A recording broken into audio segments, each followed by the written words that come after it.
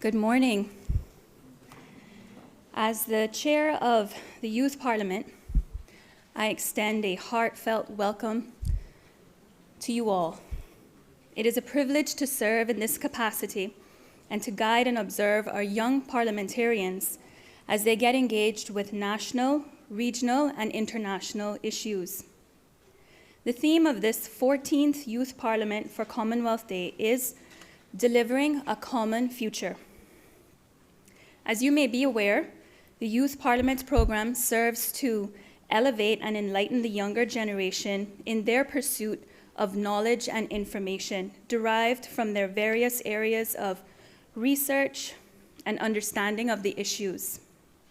I am confident and proud to say that as youth parliamentarians, you all have demonstrated discipline as you prepared for these proceedings, and you've gracefully acknowledged and accepted the guidance and tutelage offered to you in preparation for this sitting.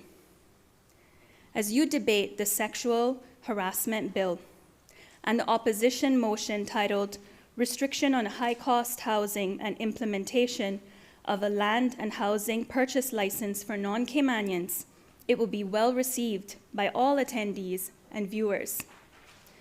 I need to also make it specifically known that considering our lack of legislative framework for the sexual harassment bill tabled by this Youth Parliament, this provides insight, and the contributions to the debate will not go unheeded.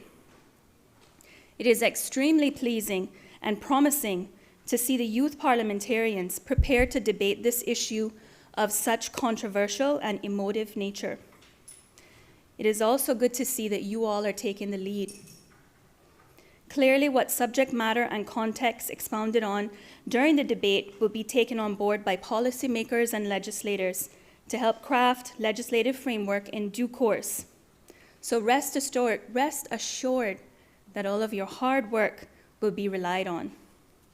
The theme illustrates the Commonwealth Youth Parliament focuses on the future for young Caymanian parliamentarians. Undoubtedly, to that end, the Parliament fosters and ensures the exercise of good governance and expression of fundamental democratic principles, which are essential ingredients to any functional society. Noteworthy, there are 24 participants ranging between the ages of approximately 14 years to 25 years. I also want to say that in the last, I'd probably say 2 weeks, there have been former youth parliamentarians who have reached out to me who have passed the age of 25, who are still interested in being a part of youth parliament. And I just want to give my commitment in this honorable house that I will be advocating for the age to be changed so that students or young persons over the age of 25 can also continue to participate in youth parliament. Your impact and contribution will be felt not only locally, but regionally. We are elated of you all as our young people who play such an integral role in our youth parliament. This experience will be garnered as a pedestal for greater things in your life, and by the extension, greater society to be a beneficiary. I am of the view that if you consider our future with a purposeful and common aim, our society will be transformed for the better of all peoples of the Cayman Islands.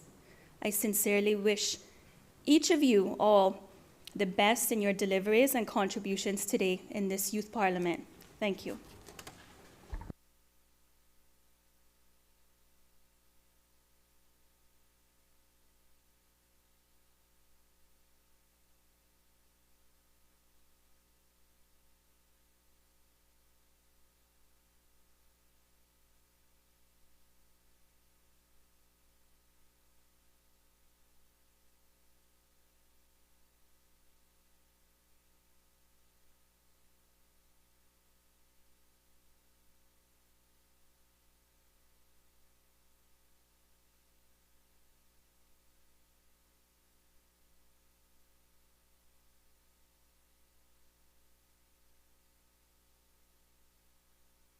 Honourable Deputy Speaker and Chair of the Youth Parliament, the Honourable Minister of Financial Services, the Honorable Deputy Premier, other Honorable Ministers, Honorable Leader of Opposition, parents, invited guests, other elected members, and members of the Youth Parliament Committee. Good morning. Firstly, let me also add my welcome to all of you, particularly to our students who are participating in the Youth Parliament program. Before I do, though, it is customary for Her Majesty the Queen's message to be read in Parliament at the first opportunity after its publication. As was done for several years, Parliament is not now in session. Therefore, I take this opportune time to read it here.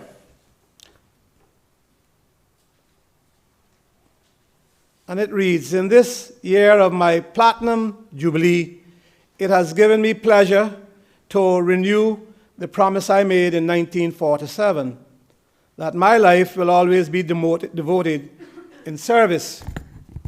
Today, it is rewarding to observe a modern, vibrant, and connected Commonwealth that combines a wealth of history and tradition with the great social, cultural, and technological advances of our time. That the Commonwealth stands ever taller is a credit to all who have been involved. We are nourished and sustained by our relationships, and throughout my life, I have enjoyed the privilege of hearing what the relationships built across the great reach and diversity of the Commonwealth have meant to people and communities. Our family of nations continues to be a point of connection, cooperation, and friendship. It is a place to come together to pursue common goals and the common good, providing everyone with the opportunity to serve and benefit. In these testing times, it is my hope that you can draw strength and inspiration from what we share as we work together towards a healthy, sustainable, and prosperous future for all. And on this special day for our family, in a year that will include the Commonwealth Heads of Government meeting and the Commonwealth Games, I hope we can deepen our resolve to support and serve one another and endeavor to ensure the Commonwealth remains an influential force for good in our world for many generations to come. Elizabeth R. End of quote. I must also here tender apologies for the Premier who's attending some great matters of state, the Honourable Minister of Planning, who hopes to arrive later, is also attending matters in his constituency.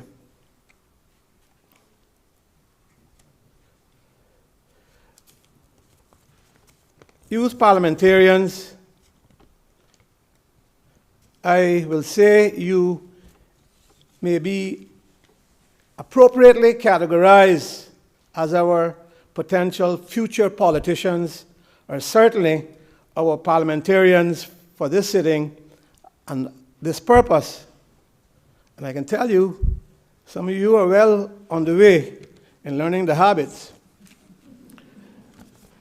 As you are all aware, we can proudly acclaim this is our 14th year, 14th Youth Parliament, and the theme for Commonwealth Day is delivering a common future. As the chairman said, you will be debating a sexual harassment bill.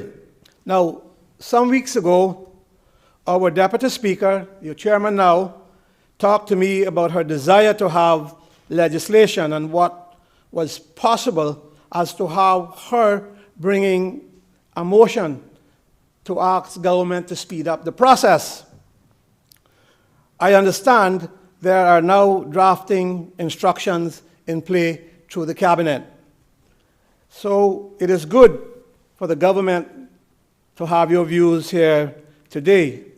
As you can see, several ministers of cabinet are here, and also your opposition motion titled Restriction on High-Cost Housing and Implementation of a Land and Housing Purchase License for non-Caymanians.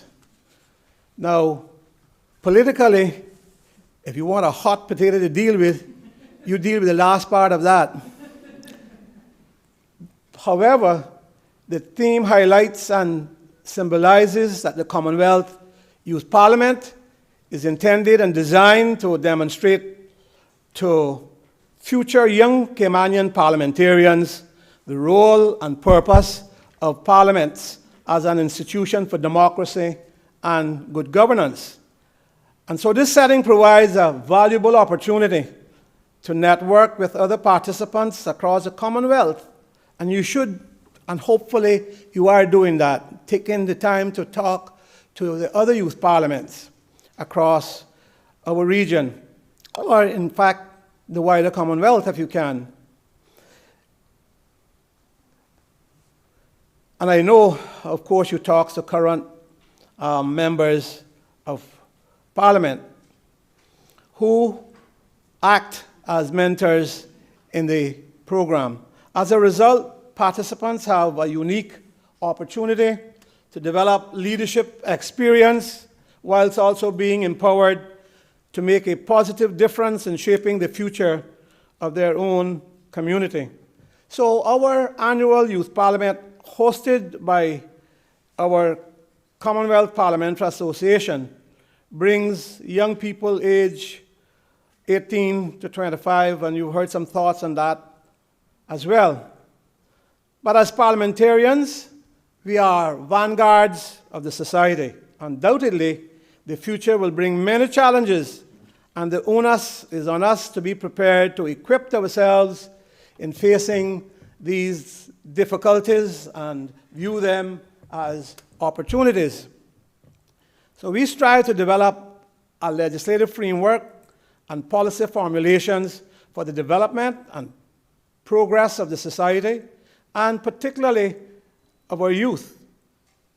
We shall all aim to develop our capabilities and be prepared to navigate the uncertainties in the future. For our common future, we need to be agile and resilient with a promising vision for our people. Because of our decisive and our prudent nature, we are envied across the globe. The example is evident in recent times, was and is, with our national response to the COVID pandemic. Our future behoves us to plan, develop strategies, and implement our plan for the betterment of these islands, and primarily in the interest of the younger generation, such as those of you who are present here today. Some of your, well, in fact, your motions and bills are things that we think deep about. We know it concerns our young people. And don't think that those of us who are already in the ring and know that you can vote soon, don't think about you. We do. We know your concerns. We hear you from school. We see you at school. So we are concerned about the things that matters to you. And so, because we believe in a participatory democracy, we started the Youth Parliament. That was in our first term in 2001, our 2001 administration. And then successive governments have carried this mantle and strengthened it for the betterment and development of you, our young people. I am, and all the representatives of this House, are extremely proud of all of you who participate in our Youth Parliament. You have all the demonstrations. You have demonstrated the maturity, the wisdom, and character required to engage in our program. The primary purpose is that we want our young people to come together and debate, as I say, the national issues in real parliamentary order. One of the issues for this youth parliament has to do with the emotionally sensitive sexual harassment subject, which is a worldwide problem. I am equally confident that an interesting debate will ensue from the spirited and now topical issue concerning the high cost of land and housing. It's a very hot topic and could easily bring heavy fire everywhere. As I said, a topic that is anything to do with people thinking that their land ownership is going to be restrictive to them. That, my friends, have caused the biggest demonstration in this country when I was just in my early teens. If you read some of the history, you might see it, learn about it. Land ownership is a hot topic. And Caymanians, you can do mostly anything with us, but don't touch our land. And you will learn that as time goes by. But certainly, there needs to be a discussion on where you're headed. I pray for you.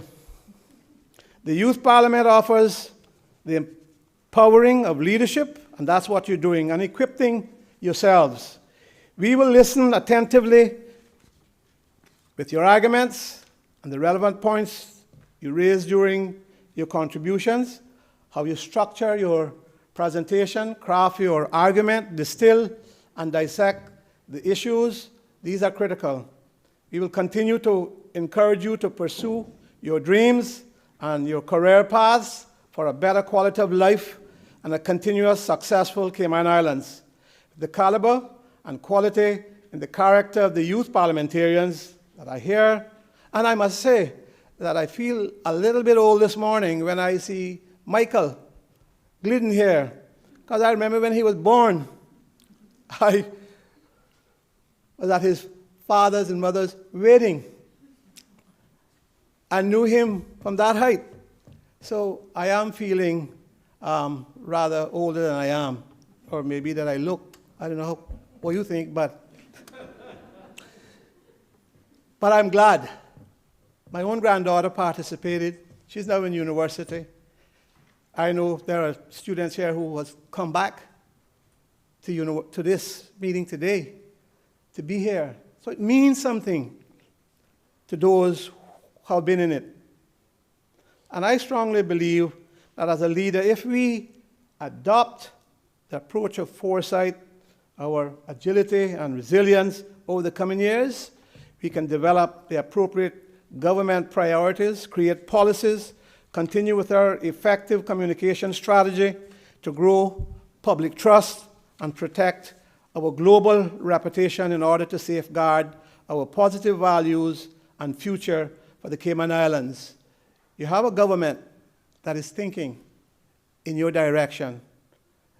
While the pandemic gives us challenges, it also gives us further unique opportunities in some regards to reset the clock and start afresh on a number of fronts. I strongly believe if you plan for our future with a common goal and objective, considering economical, spiritual, social implications, the well-being of the people and the environment, we will continue and will guarantee being transformative society. Therefore, having this overall common vision will be fundamental in delivering a common future as the theme prescribes. I wish you well in this Youth Parliament. I am indeed thankful as the Speaker of the House and President of the Commonwealth Parliamentary Association, I am indeed gladdened to see your participation, to see where you're thinking. God bless all of you, and God bless your families and caretakers.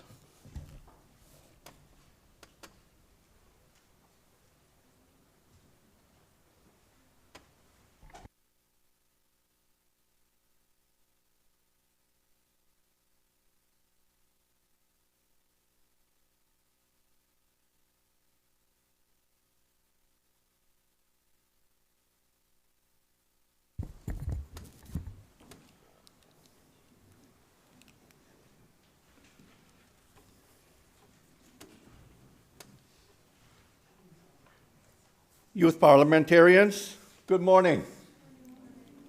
And congratulations to you all. You made it to this point. Today, you are all going to demonstrate the results of all the hard work that you have put in over the past 5 months. You've invested many hours on weekdays and weekends to better understand how Parliament works and to hone your debating skills.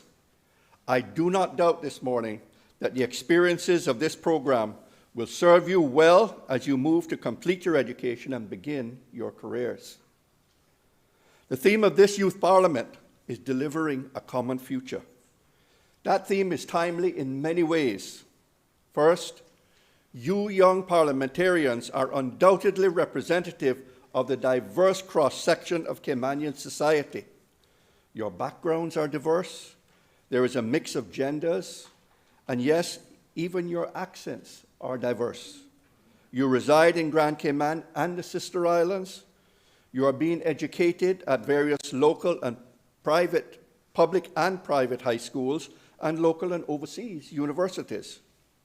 This diversity, I strongly suspect, has benefited you as you have come together over these past months, sharing your ideas and coalescing as government and opposition members.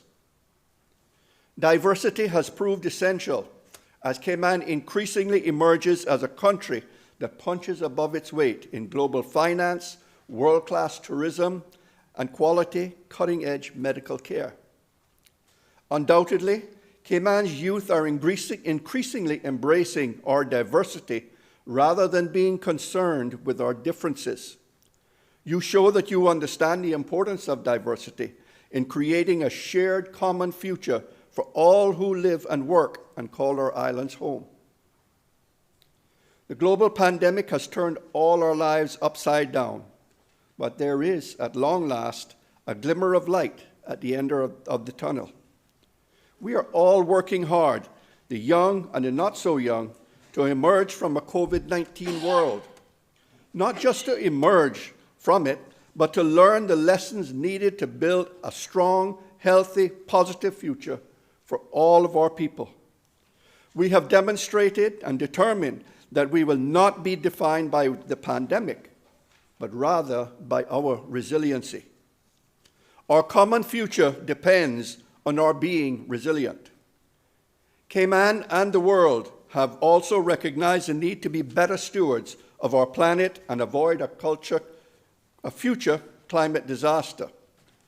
If the world fails in this regard and in this effort, it will be especially disastrous for those of us living on low-lying islands such as Cayman. So we must all succeed if we are to even have a common future. And lastly, every one of you will be aware of the atrocities now being committed against innocent people by a much larger neighbor. You know I'm speaking, of course, of the Russia-Ukraine war, a very visible conflict that plays out on the news and social media every day. But there have been other conflicts in recent years that may get less time on TV and on social media, yet they too are just as horrible. Young people worldwide must take note of these conflicts and the suffering inflicted on innocent people, including the very young and the very old, and endeavor to do more to avoid all such atrocities in the world. You may think that this is wishful thinking, but our youth are usually very good at being positive. You understand that we cannot have a common future if we do not accept and appreciate the value of every human life and peace and security. As we begin today's session in these hallowed halls of Parliament, I would point out that politics influences all the matters that I have just highlighted. And so, delivering on a common future may rely on many things, but it is very much influenced by things political. Such is the importance of politics, and such is the importance of what you have learned and what you will participate in and achieve here today. I wish you all the very best as you debate, first, the law, and also a motion from the opposition. I thank you for the time that you have invested in this important program. It shows your interest, it shows your commitment, and it shows your desire to improve yourselves. I also thank the clerk and her colleagues who have worked on arranging this program, and of course, I thank my political colleagues for the many hours they spent in preparing you for today. Youth parliamentarians, I wish you all a very productive date. I know you might be feeling a little queasy in your stomachs right now, but above all else, just take a deep breath, relax, and enjoy yourself. That's what it's really about. I look forward to listening to each of you and your debates and conversing with you at the end. Have a very pleasant and successful day. Thank you.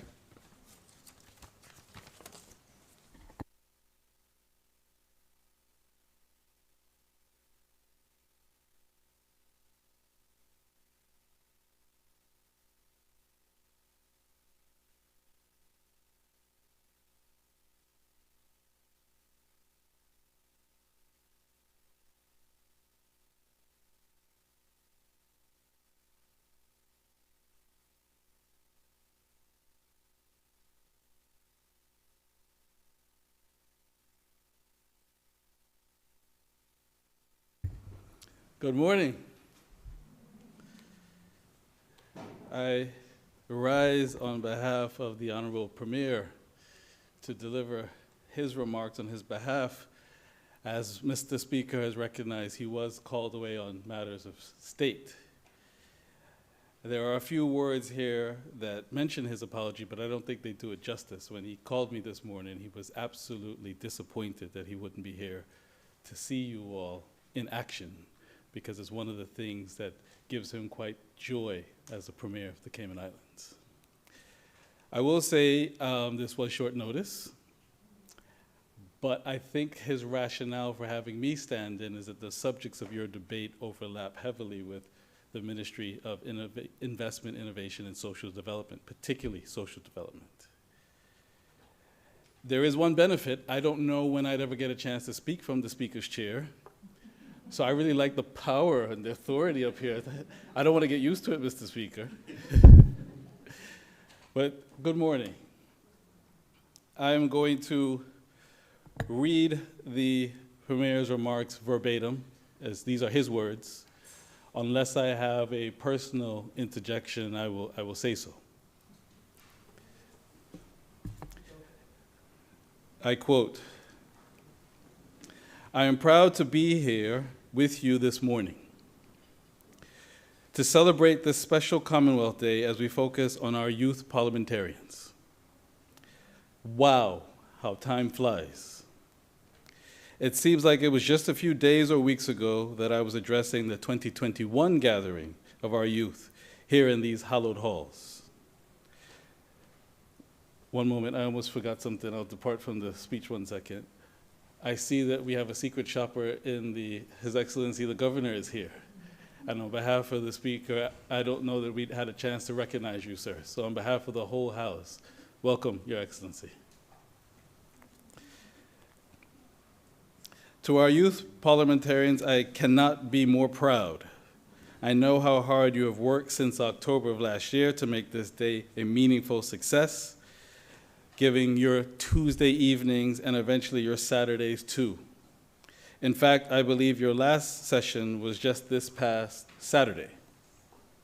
Your faithfulness to this program shows true grit and determination. It is, I believe, a foretaste of what awaits you in the future.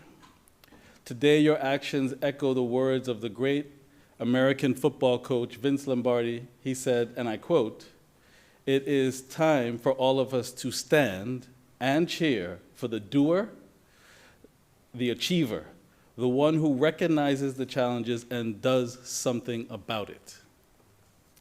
The two motions of the 24 of you have put forth that you are indeed doers and achievers. The first motion is the restriction on the high cost of housing and implementation of a land and housing purchase license for non-Caymanians, and is a very, as the speaker has already noted, a very topical topic, and I wish you well in taking on that debate on either side. I thank the Deputy Speaker, Honorable Rion Porter, the elected member for Georgetown South, for moving the motion. The youth government is bringing a sexual harassment bill 2022, moved by the Honorable Premier, Mr. Shankar Paul Raj. The motion and this bill show that you indeed have your finger on the pulse of the Cayman Islands. It is even a bit eerie because there is also not a day that goes by in caucus and in the halls of the government administration building that we don't discuss the issue of affordable housing for our people and what we propose to do about it. As for your sexual harassment bill, my government actually has one in train, as Mr. Speaker has alluded to, which should come to these hallowed halls very soon. I'll pause from the Premier's remarks and just make a personal interjection that I couldn't be more proud of that work when it comes forward to the House. I had previously worked on it in my capacity as Deputy Chief Officer of Community Affairs, and it is a bill that, in my view, is well overdue.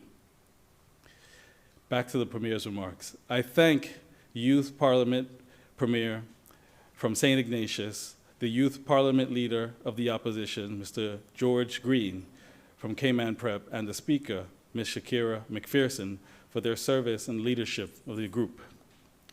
All of you come from a variety of schools, not only in the Cayman Islands, but also from the University of Sussex and Florida Tech. Thank you for your service. I understand your ages range from 14 to 24. Your ages mean that you have seen a lot in the world in your relatively short lives. Not only have you had to live with COVID-19 lockdowns and restrictions while still finding ways to effectively learn. Many of you have experienced the mental toll that isolation from the world can take as we watch the coronavirus spread throughout the world. While we have watched for many years the unrest in the Middle East, I do not think we were expecting another country in this day and age to invade its neighbor and cause so much destruction and death. Life can, at times, seem senseless, but don't let the world or even local events jade you. Through this exercise and other experiences in your life, you are going to be prepared to inherit the world that my generation is leaving behind. We are doing our best to leave a legacy of sustainability and a strong foundation, and we hope that motivates you to build upon us as we have on our forefathers. The actions you have taken so far to be here today give me comfort in knowing that you care about the things that are sustainable, that will allow our country and indeed our world to endure, not just for the next generation, but for future generations.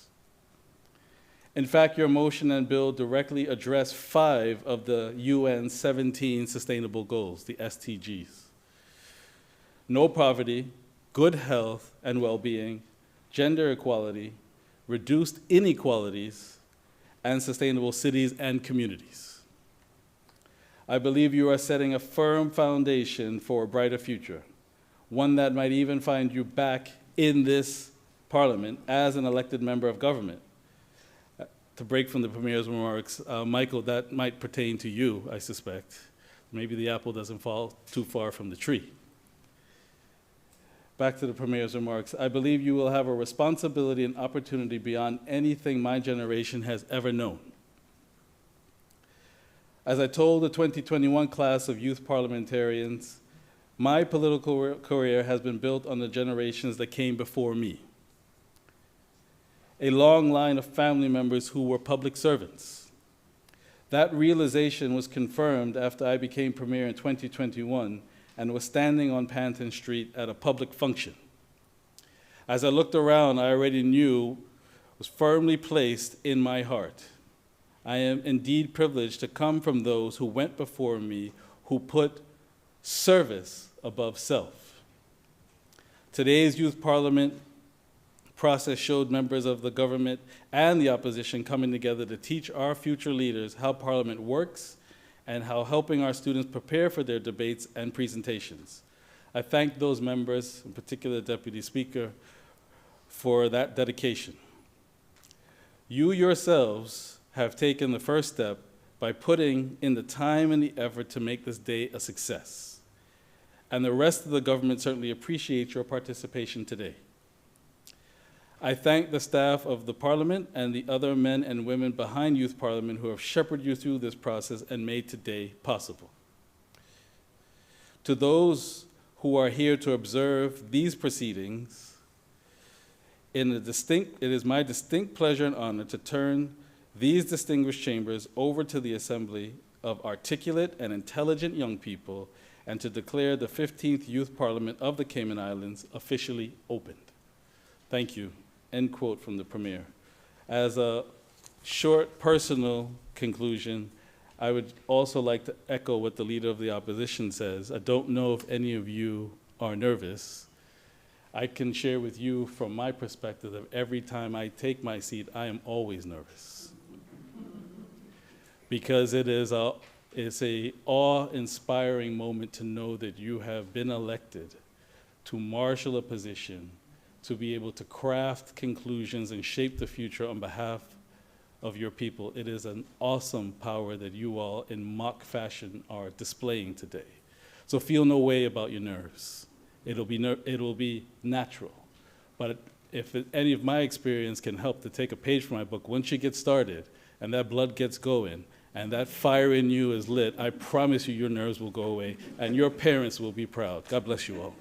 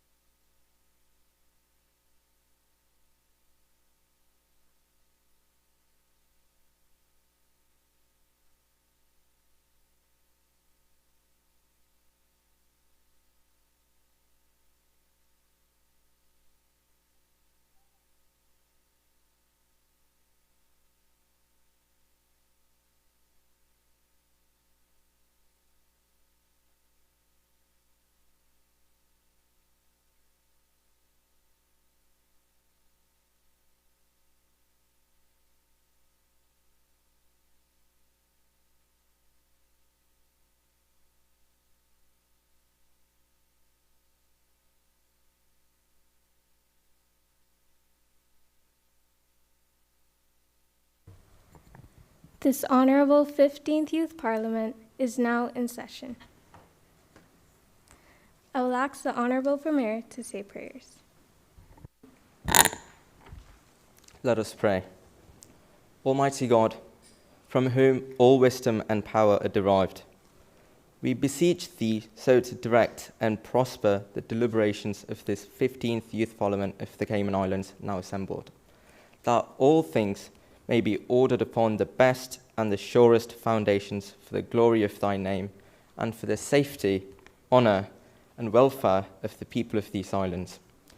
Bless our Sovereign Lady, Queen Elizabeth II, Charles, Prince of Wales, and all the royal family. Give grace to all who exercise authority in our Commonwealth, that peace and happiness, truth and justice, religion and piety may be established among us. Especially we pray for the youth parliamentarians participating in this youth parliament, that they may be enabled faithfully to perform the responsible duties of their high office. All this we ask for thy great name's sake. Let us say the Lord's Prayer together. Our Father, who art in the heaven, hallowed be thy name. Thy kingdom come, thy will be done, on earth as it is in heaven. Give us this day our daily bread, and forgive us our trespasses, as we forgive those who trespass against us. Lead us not into temptation, but deliver us from evil. For thine is the kingdom, the power, and the glory, forever and ever. Amen. The Lord bless us and keep us. The Lord make his face shine upon us, and be gracious unto us. The Lord lift up the light of his countenance upon us, and give us peace now and always. Amen. Please be seated.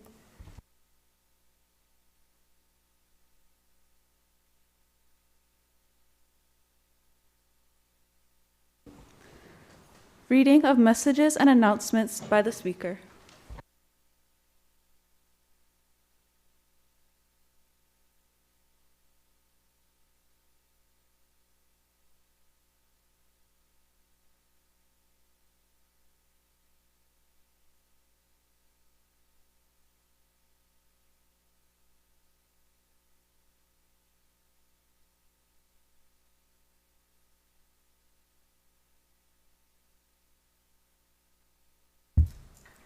A pleasant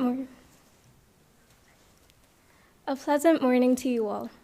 It is my pleasure to welcome you to the Cayman Islands 15th Youth Parliament. I would first like to express the honor it is to uphold this essential role as Speaker of the House. Today, March 14th, 2022, is Commonwealth Day, which is the annual celebration of the brotherhood of some 57 Commonwealth countries. The theme for this year's Commonwealth Day is delivering a common future. Now, as you will appreciate, the diversity of 57 countries all over the world would be enormous. However, what they all have in common is that they are a part of the Commonwealth. And what I imagine was Her Majesty the Queen's desire when she chose this theme is that all countries engage in connecting, transforming, and innovating their countries for the betterment of their citizens. We have been fortunate in that our government has not failed in implementing ways to protect and unite the people of Cayman, improving our way of life. Through their creative methods to better the lives of the people of Cayman, the government has allowed us to connect. This country is comprised of many people of various nationalities.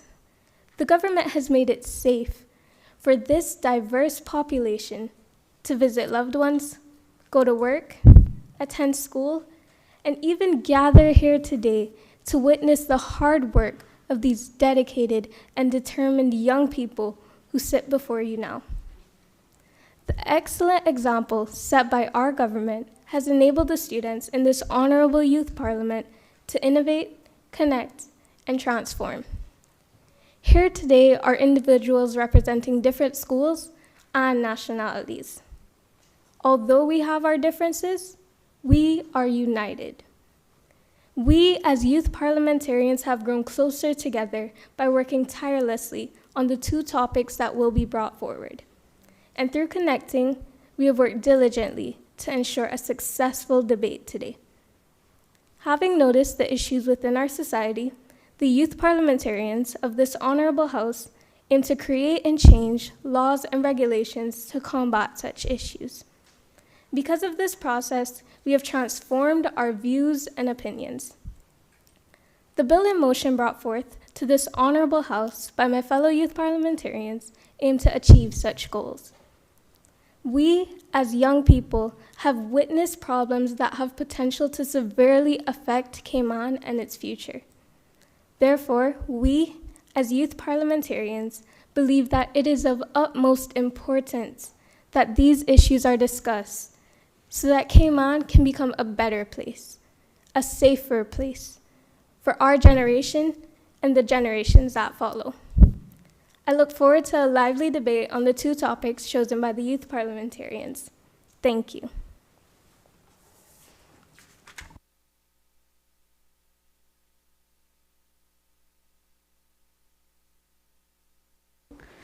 Government business, bills. First reading, Sexual Harassment Bill 2022.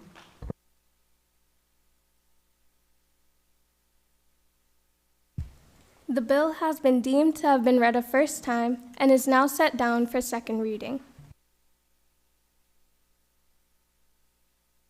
Second reading, Sexual Harassment Bill 2022.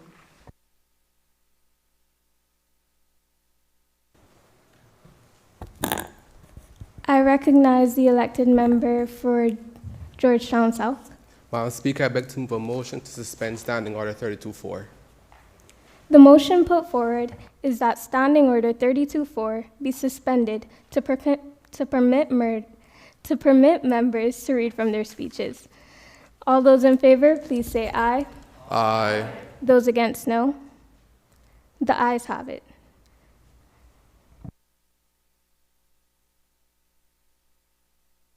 I recognize the Honorable Premier.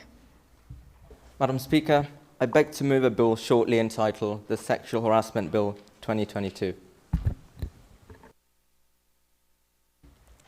The bill has been duly moved. Does the Honorable Premier wish to speak to the bill?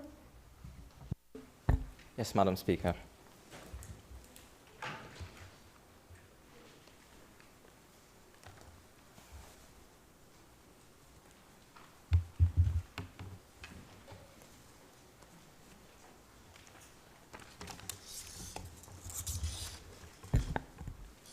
Madam Speaker, I rise today to present the Sexual Harassment Bill 2022. Madam Speaker, today is a day that some people have been waiting for 16 long years, as work on legislation to tackle sexual harassment began in 2005, and the bill was even published by the Law Reform Commission in 2013, but was never passed through Parliament.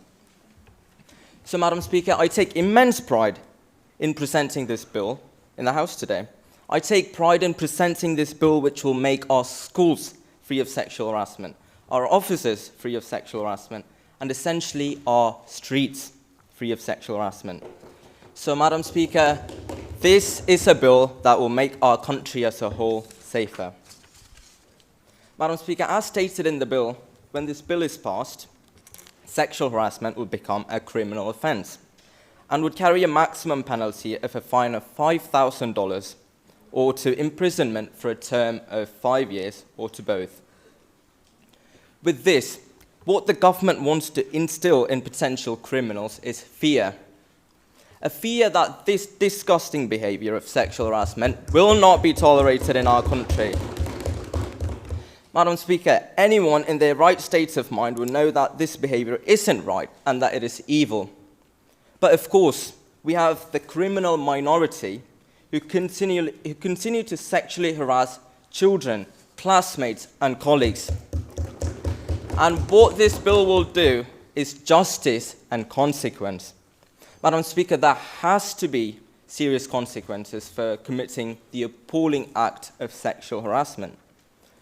And Madam Speaker, we have the very minority, the worst amongst the criminals, ruthless and heartless thugs who sexually harass children.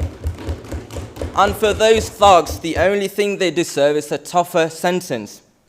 A criminal who has committed an act of sexual harassment against a student is liable to a fine of $10,000 or to an imprisonment for a term of 6 years or to both. Madam Speaker, the laws that are already in place are not adequate to properly deal with sexual harassment. Other laws such as the gender equality law, the domestic violence law are used to deal with sexual harassment and subsequently prosecute offenders. Madam Speaker, this government believes that when a person commits the offence of sexual harassment, their conviction must also be for sexual harassment. The offender's conviction should not be for either gender inequality or for domestic violence. Madam Speaker, a survey conducted by Cayman Compass found that 90% of those who responded faced some form of inappropriate sexual conduct. Madam Speaker, to come to know this fact was just so appalling and disturbing, and this shows that the issue of sexual harassment is very widespread in our country and that it does need to be addressed. Madam Speaker, one of our people who was sexually harassed in broad daylight stated on a Cayman Compass article, and I quote, "It makes me scared to leave the house now. It makes me scared to go to a public place. I always thought of Cayman as a safe place. It does not feel so safe anymore for me to raise a child." End quote.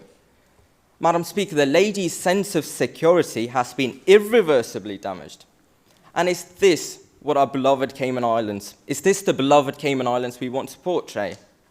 And is this the Cayman kindness we preach and pride ourselves about? Madam Speaker, our country, our people, the Caymanian people are the kindest, the most resilient, and the warmest people that anyone can meet.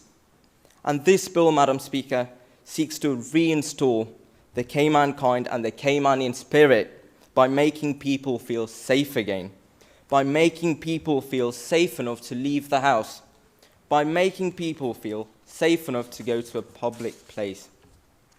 Madam Speaker, one of my constituents wrote to me saying, "These thugs know that they can get away with this disgusting behaviour, and this is because of the lack of legislation for sexual harassment. And that is the same reason why hundreds of people have to put up with this behaviour." End quote. Madam Speaker, this government hears people. The people of our country have noticed the lack of sexual harassment laws, and we, the government, by bringing this bill, are acting for the people of our country. Madam Speaker, sexual harassment affects a victim's emotional health to such an extent that it becomes much harder for the victim to even... Honourable Premier, your time is up. Could I please have an extension? You may. Madam Speaker, sexual harassment affects a victim's emotional health to such an extent sometimes that it becomes much harder for the victim to even carry out daily tasks. The emotional aspects will later be explained by my honourable friend, the Minister for Health and the Minister for Home Affairs. Madam Speaker, our Parliament has to stand together in unity to recognise that the issue of sexual harassment is real and that it has affected thousands of people, and that this is the time for action. And this is not the time for cheap political games and sniping from the sidelines, but to stand united against the cruel plague of sexual harassment. Thank you, Madam Speaker. Does any other member wish to speak? I recognize the Honourable Minister of Health and Wellness.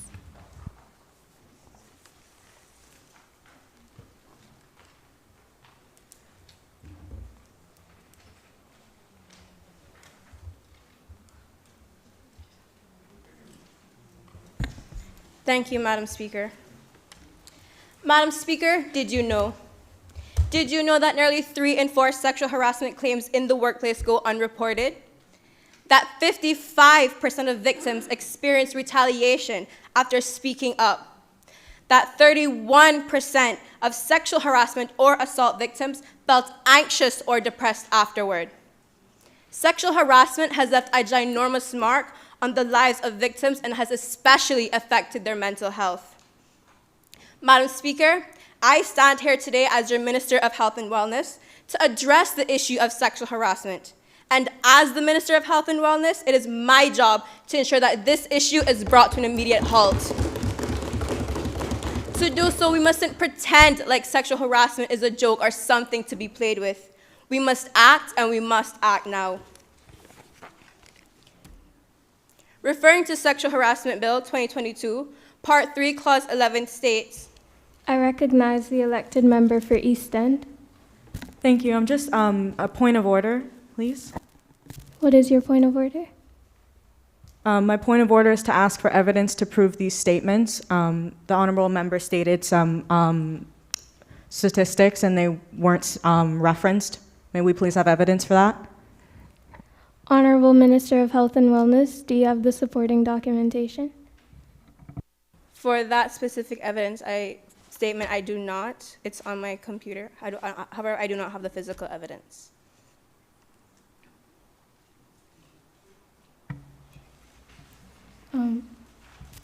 Elected member for East End. I withdraw my statement. Okay. Honorable Minister, please continue. Thank you, Madam Speaker. Referring to Sexual Harassment Bill 2022, Part 3, Clause 11 states that the bill provides for the offense of intimidating a complainant who is an employee or third party.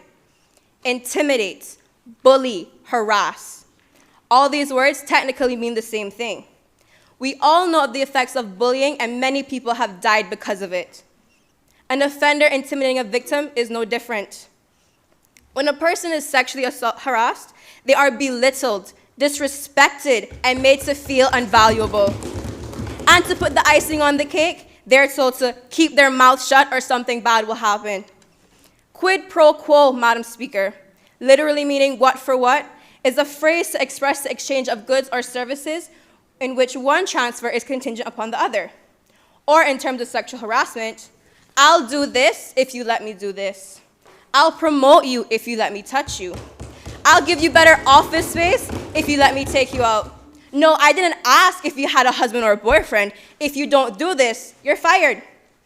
This for that. This type of sexual harassment is common in the workplace. Employees' jobs are threatened unless they give in. Sexual favors from an employee or job candidate as an employment condition. It should be noted that persons who have the authority to hire, fire, or promote can commit quid pro quo. So I ask the opposition, Madam Speaker, why should they be against this bill? Employers are harassing their staff and getting away with it, forcing, threatening, intimidating employees to do these things which cannot be mentioned, or else they lose their jobs, jobs which they need to live. Oh, and Madam Speaker, let's not forget about the hostile work environments. Work environments where someone purposely discriminates other people because of their gender, race, color, or religion. Unwelcomed fondling, sexually suggestive remarks and photos, and the use of sexual language are all ingredients that can create this hostile work environment. An article written by licensed psychotherapist Allison Abrams states, research over the past 20 years has associated toxic work environments with increased depression, substance use, and health issues among employees. Further research has shown that organizations are suffering as well. Some of these adverse effects include decreased productivity, lower levels of employee commitment, and increased turnover. We can see how sexual harassment, and this article shows us that hostility in the workplace is affecting our citizens' mental health and can also affect the economy. But I'll leave that for the Honorable Minister of Finance and Economic Development to discuss. Madam Speaker, I'll let the facts speak for themselves. It is quite clear that sexual harassment is and will continue to affect our people's mental health and physical health unless we do something about it. As the Honorable Premier stated, a few days ago, right across the street, one of our citizens, a woman, a mother with her child, I might add, was sexually assaulted in broad daylight. In her over-the-phone interview with the Cayman Compass, she mentioned that she always felt safe here in Cayman, but unfortunately after that incident, I'm sure that the safe image she now had has been destroyed.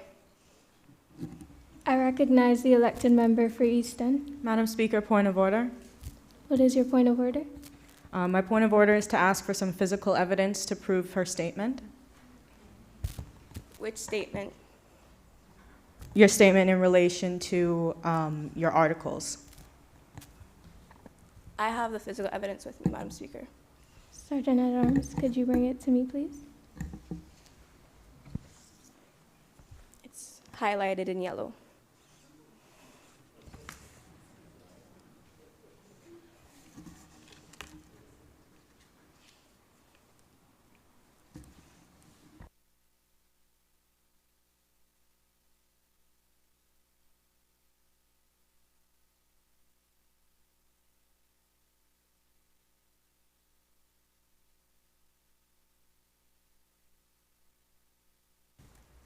The evidence does support her statement about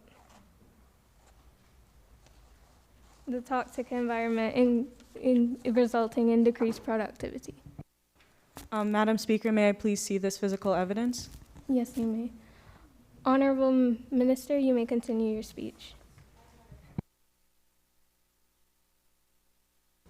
It is also highlighted in yellow. Madam Speaker, may I continue? Thank you. She said, and I quote, "I felt so alone and helpless."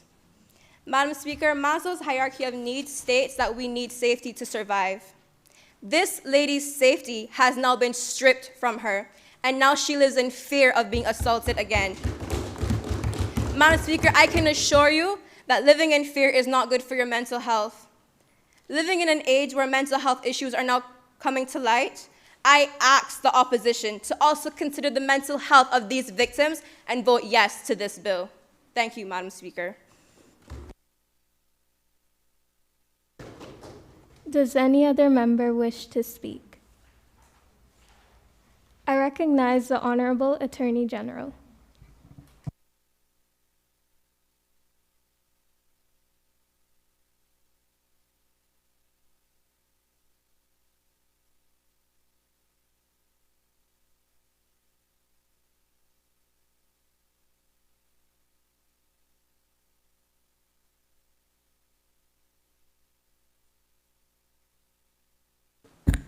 Thank you, Madam Speaker.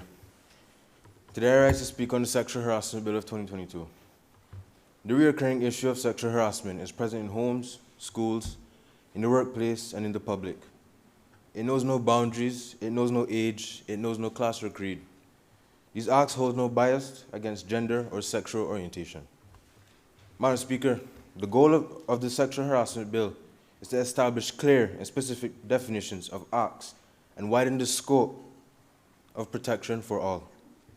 In the Gender Equality Law 2011, the Penal Code 2019, the Stalking Civil Jurisdiction Law 2018, the Public Service Management Law 2013, and the Personal Regulations Law 2013 provide some definition and protection, but which are limited and insufficient in their scope of coverage. So, Madam Speaker, though we have made strides throughout legislation, within the public and private sector, there remain gray areas. The Gender Equality Act 2011, Part 2, the Protection Against Gender Discrimination, Clause 7, Subclause 4, aims for the protection against sexual harassment in employment agencies and in the workplace. However, Madam Speaker, to successfully apply offenses relating to sexual harassment in Subclause 4, it must first subject to the Act to Subclause 3, where the Act must be perceived as a conduct of sexual harassment. Madam Speaker, perception is a state of mind. We are held at individual standards. Madam Speaker, Section 88A of the Penal Code 2019 outlines a definition of intentional harassment, which is an umbrella approach to acts and conducts of harassment of any kind, but which does not include any specific definition of sexual harassment. Madam Speaker, the intentional burden of proof, in addition to the proximity rule, provides for too many circumstantial events, which enables perpetrators to hide within the scope of this clause. Madam Speaker, Clause 45A and B of the Penal Code 2019 revision provides for specific prevention of sexual offenses brought before the courts. However, Madam Speaker, some acts of sexual harassment offenses may be overlooked in the lack of the clear definition. Madam Speaker, Clause 133 of the Penal Code provides clear definition and protection of sexual harassment, but which is limited as it specifically speaks to the female gender alone. Madam Speaker, our legislation for today and future should not be inclusive to eliminate all aspects of gender discrimination. Clause 155 of the Penal Code and Clause 3, Subclause 2 of the Stalking Civil Jurisdiction Law, 2018, provide some clear definition and protection against stalking, which are the most progressive amendments of legislations. However, Madam Speaker, there is no definition of what acts and conduct of sexual harassment could be within the interpretation of Section 155 of the Penal Code 2019 revision, and Clause 3, Subclause 2 of the Stalking Civil Jurisdiction Law. Madam Speaker, Section 9, 10, 11, 21, and 22 of the Personal Regulations Law does not include definitions or acts or conduct that can be used to apply to any procedure in determining acts of misconduct or criminal activities surrounding sexual harassment by an elected member or a member of the civil service.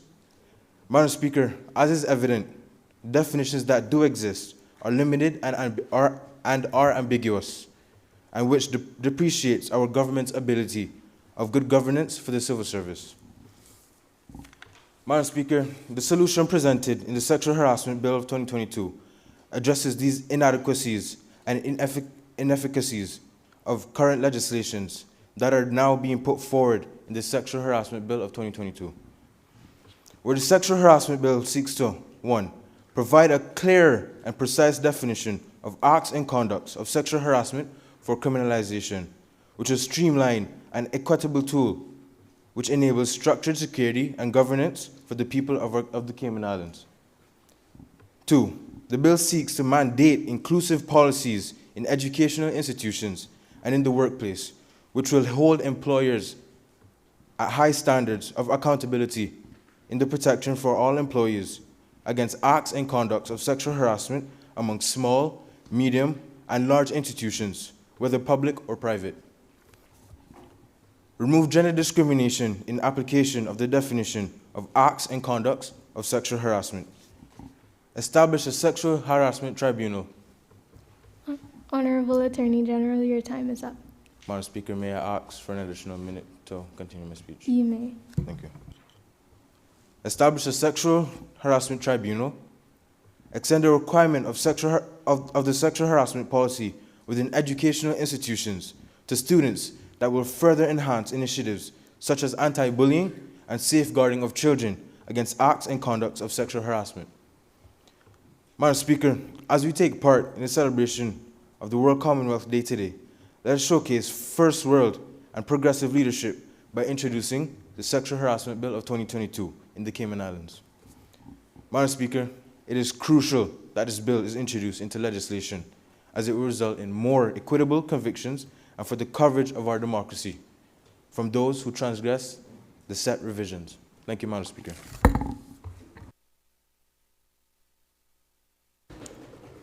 Does any other member wish to speak?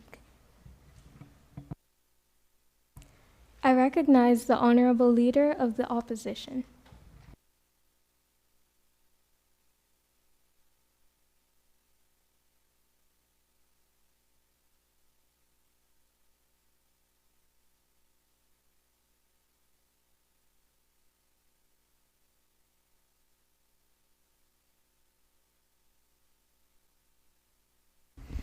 Thank you, Madam Speaker. Now, any form of detrimental sexual harassment is, in my opinion, reprehensible.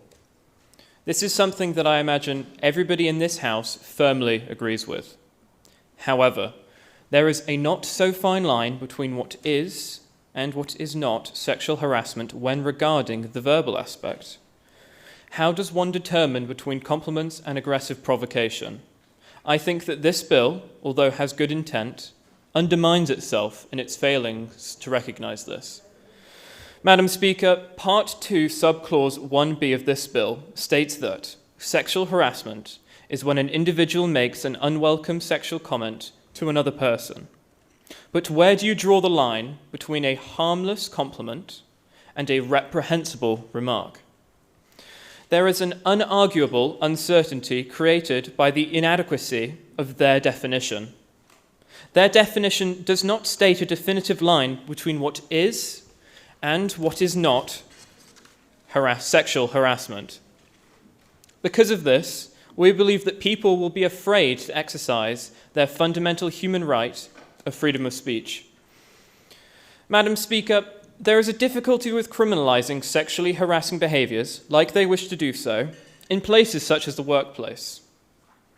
As I said earlier, this is because, in places such as the workplace, it is difficult to decide what should be deemed offensive and what should not be, especially in multicultural environments like our Cayman Islands.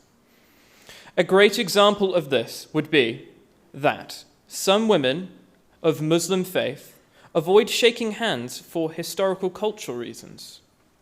If a colleague or client on repeated occasions insists on shaking the hand of a woman they know does not want to, would this be classed as harassment? There is not a definitive yes or no to this question. It is hard to draw a line. There was a similar case that took place in the United Kingdom. A decision was made by Raj Capita Business Services Limited, which raised questions about... I recognize the Honourable Minister of Education. Madam Speaker, does the elected member have any documents of this? Point of order, sorry. Madam Speaker, yes, I do. May I see them, please?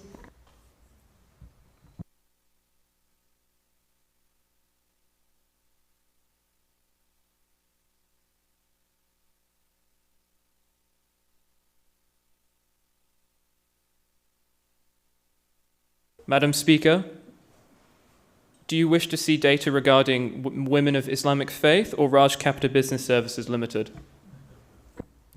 Both, preferably.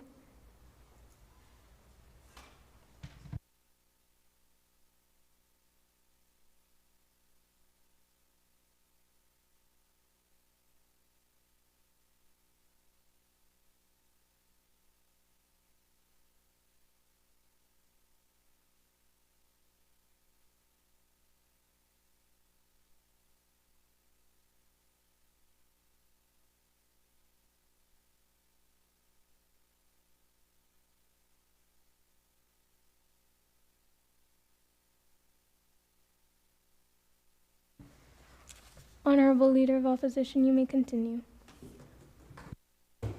Thank you, Madam Speaker. As I was saying, a decision was made by Raj Capita Business Services Limited, which raised questions about whether certain conduct was of a sexual nature or related to sex for the purposes of discrimination. In this case, there was a male employee who brought forward a harassment claim against a female employee who repeatedly massaged his shoulders. The Employment Appeal Tribunal dismissed the claim on the grounds that the behaviour was not of a sexual nature.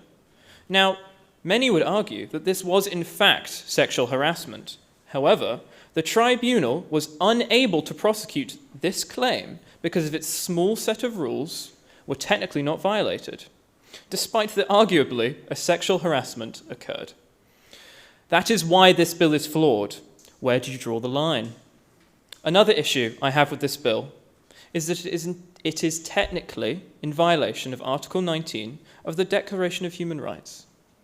Article 19 protects your right to hold your own opinions and to express them freely without government interference. This bill infringes upon this. Freedom of speech and expression means the right to express one's own opinions. I recognize the Honourable Premier. Madam Speaker, points of elucidation. Honourable Leader of the Opposition, do you give way? I do not. Please continue your speech. Freedom of speech and expression means the right to express one's own opinions freely by means of words, writing, printing, or any other mode. It is now widely accepted that the right to freedom of speech is the core of free society and must be protected at all times. Instead of attempting to resolve the important issue of sexual harassment, this bill attempts to introduce a system that will fail to determine not only what is and is not sexual harassment, but will also penalise and punish individuals who violate this. This means that the government will control what is and is not offensive, and therefore regulate our speech. How terrifying. Madam Speaker, this is not the first time that a country has attempted to introduce such a law which led to its inevitable failure. An example where a similar type of anti-harassment law has been introduced would be in the United States of America, Pennsylvania. It was found that universities with good intentions can go too far in addressing the problem of harassment. In 2001, a federal district court overturned a Pennsylvania school district's anti-harassment policy because it was overly restrictive of student speech. Preventing harassment does not require unnecessary restriction of free speech, like this bill wishes to implement. Madam Speaker, a study headed by Professor Atwater following the Me Too movement and the consequential attempts to stricken sexual harassment... Leader of the Opposition, your time is up. Madam Speaker, may I have 1 more minute to finish? You may. Thank you, Madam Speaker. A study headed by the Professor Atwater following the Me Too movement and the consequential attempts to stricken sexual harassment laws found that... I recognize the Honourable Minister of Education. May I please say, or point of order, may I please see documentation of this evidence? Yes, Madam Speaker, I can provide documentation.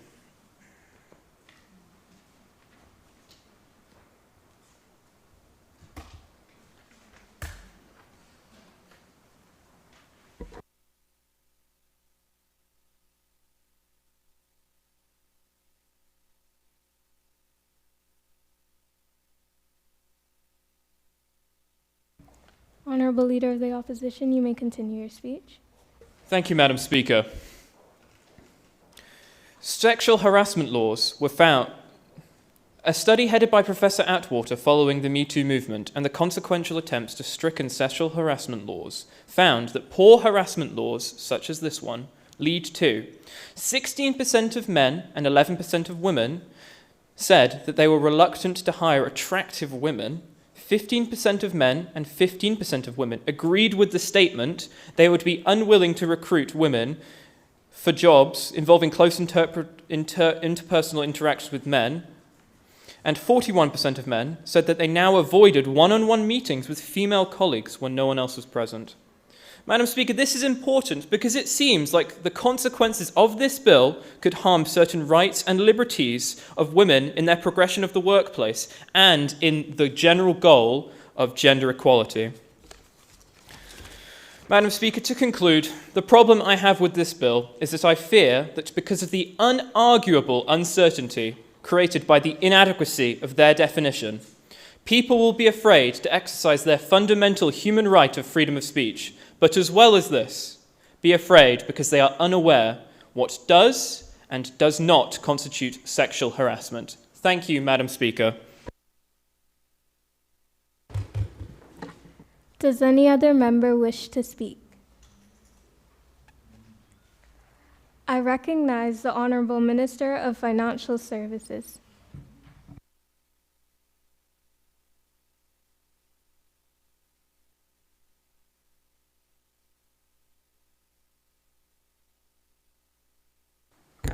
Thank you, Madam Speaker. Madam Speaker, I rise to support the Sexual Harassment Bill 2022. Part 3 of the bill deals with mandating the implementation of sexual harassment policies in the workplace and the scope of such policies. In an article published by the Cayman Compass on 15th June 2021, it reported that 200 women and a handful of men were interviewed and 5 stories of sexual harassment and abuse in the workplace in Cayman were given. Madam Speaker, the article stated, harassment in the workplace, including sexual propositions from bosses or managers, was a common complaint. Several women said they were made to feel as if their career success depended on how they responded in those situations. Others said they felt uncomfortable at work because of crude comments, stories, and unwanted advances. When they complained, the behavior was dismissed as a joke. Madam Speaker, this is straight from the article. I recognize the elected member for Newlands. Point of order, Madam Speaker. Does this member have evidence, physical evidence, to support his claims? I do.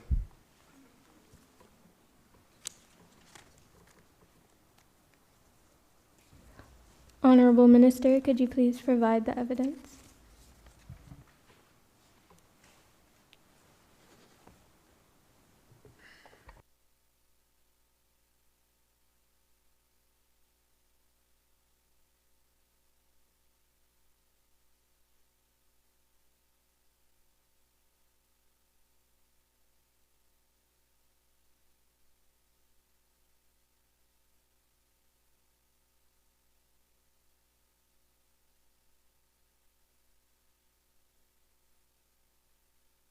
Honorable Minister, please continue your speech.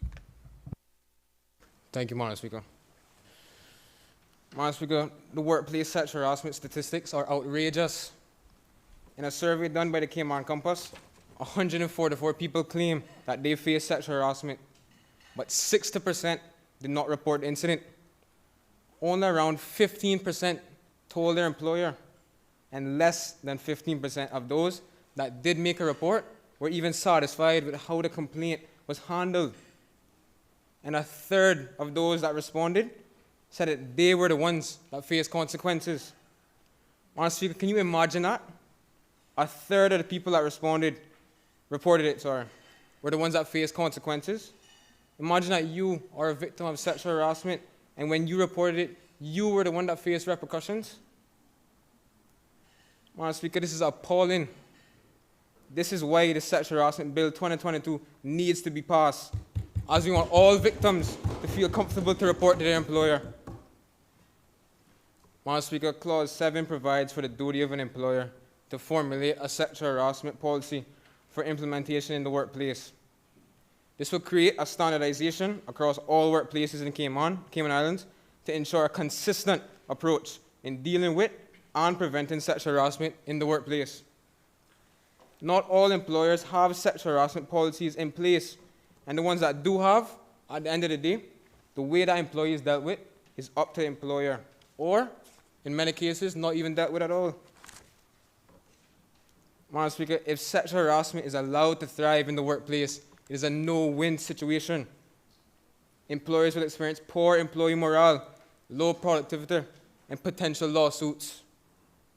This will ultimately affect the success of the business. Madam Speaker, in a March 2019 report done by Deloitte, workplace sexual harassment costs an average of $2.6 billion in loss of productivity, or $1,052 per victim. For the employee, this seriously impacts their mental health, as they no longer feel safe in that type of environment and may feel threatened for their life and even their job. Madam Speaker, as the Minister responsible for social development, I support the Sexual Harassment Bill 2022 as it is a step in the right direction to guarantee a safe and productive workplace for all. Thank you, Madam Speaker. Does any other member wish to speak?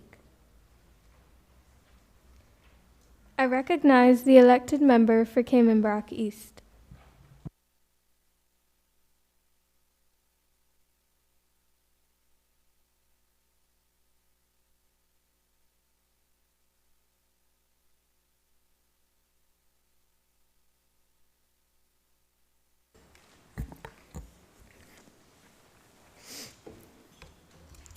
Thank you, Madam Speaker. Beauty provokes harassment.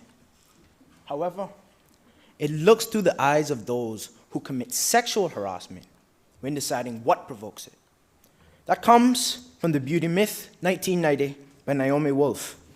Madam Speaker, I rise to support the Sexual Harassment Bill 2022. The World Health Organization depicts sexual harassment as any sexual act, attempt to obtain a sexual act, unwanted sexual comments or advances, or acts to traffic or otherwise directed against a person's sexuality using coercion by any person, regardless of their relationship to the victim, in any setting, including but not limited to home and work. Madam Speaker, sexual harassment is now one of the world's ongoing epidemics, and, unfortunately, also one of the Cayman Islands. The Sexual Harassment Bill 2022, drafted by this government, seeks to eradicate this redundant issue. Sexual harassment is taken into serious consideration in the majority of countries, whether it occurs in the workplace or not. The United States of America, Germany, South Africa, Canada, the United Kingdom, more than 150 countries have already laid certain laws to attempt an end to forms of sexual harassment against men, women, or both within their borders. However, I recognize the Honourable Leader of the Opposition. Thank you, Madam Speaker. Does the Honourable Member have data present to back up his claims? Is that a point of order or a point of elucidation? Point of order, Madam Speaker. Madam Speaker, I do have that information.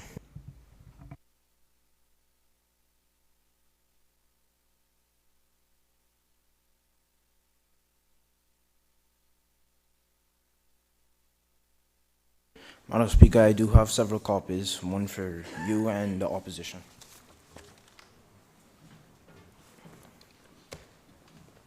And that information can be found circled in pencil.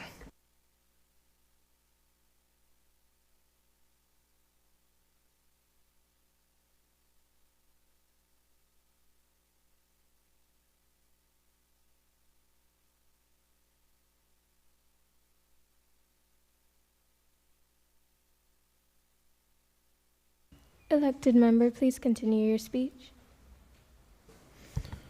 As I was saying, Madam Speaker, however, even though it is a common occurrence within the boundaries of the Cayman Islands, not even sexual harassment on the borderline of sexual assault is considered a criminal offense here. Again, according to statistical figures provided by the National Coalition Against Domestic Violence and supported by the Cayman Islands' very own crisis center, 1 in 3 women and 1 in 4 men worldwide experience harassment with sexual intent or some form of physical violence by an intimate partner, or in shortened terms, simply sexual harassment. Madam Speaker, I do not only believe, but concerning the outcries of the people of our country, the surveying and crowdsourcing conducted by credited sources like Cayman Compass, I know that it is time to stop looking down or away from the problem that is sexual harassment. This bill aims to criminalize forms of sexual harassment in not only the workplace, but in general across our 3 islands. Madam Speaker, the truth is, the beloved people of this country have little to say on certain controversial topics, including sexual harassment. When was the last time we've heard anything major going on around this topic? Moreover, the sad reality of the Cayman Islands is that issues on the same level of seriousness or somewhat related to sexual harassment are not typically talked about in the open. They are discussed and dealt with behind closed doors. So wait, how can the Cayman Islands benefit, prosper, improve for the better, maintain our Cayman kind culture if problems such as sexual harassment are not addressed? It cannot. How are the lovely people of this country going to deal with or are currently dealing with this growing cancer of such gross and disgusting behavior?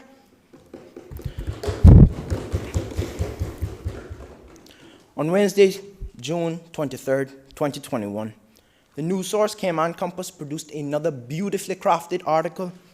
According to the Compass, the article states that even the police believe sexual harassment is significantly underreported in the Cayman Islands. Madam Speaker, point of order, please. I'd like to see the evidence. Madam Speaker, I have the evidence.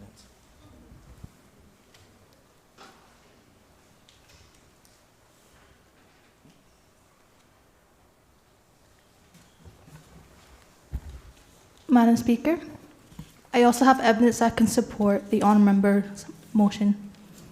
You may give it to the Sergeant at Arms. Once again, Madam Speaker, I have multiple documents. My apologies, Madam Speaker, if I might interject. The document I provided is statistics provided by the United Nations Women, and the statistics which prove that cases of sexual harassment are underreported in the Cayman Islands, which determines the need for the sexual harassment bill. With these statistics, it's not only statistics in the local region here in Cayman, but also international. Elected member, you may continue your speech. Thank you, Madam Speaker. According to the Compass, the article states that even the police believe sexual harassment is significantly underreported in the Cayman Islands. Apparently, in response to the previous year, only 13 offenses were recorded. Madam Speaker, how are we going to achieve a more safe and more sustainable country? Will our children, the future generation, be ensured to be kept out of harm's way? These presented questions give this government reason to push forward with a bill against forms of sexual harassment. Included in the same previously mentioned article, the Compass wrote, and I quote, "Though dozens of women and some men came forward to share stories as part of a Cayman Compass series on the issue, officers say it is relatively rare for these reports to reach the police. That is partly because some of the incidents are Elected not..." member for Cayman East, your time is up. Madam Speaker, can I have an extension of 1 minute, please? You may. Thank you, Madam Speaker. That is partly because some of the incidents are not criminal. End quote. Let's repeat that. Because some of the incidents are not criminal. Of all people, the Royal Cayman Islands Police Service agreed and stated that the majority of reports do not reach police attention because sexual harassment in general is not a criminal offense. Not a criminal offense yet, because this government sexual harassment bill will ensure general forms of sexual harassment are indeed criminalized. Madam Speaker, fellow members of Parliament, fellow people of this country, this is the truth, this is the outcome, and this is the best it is going to get. But from now on, only worse. Thank you, Madam Speaker. Does any other member wish to speak? I recognize the elected member for East End.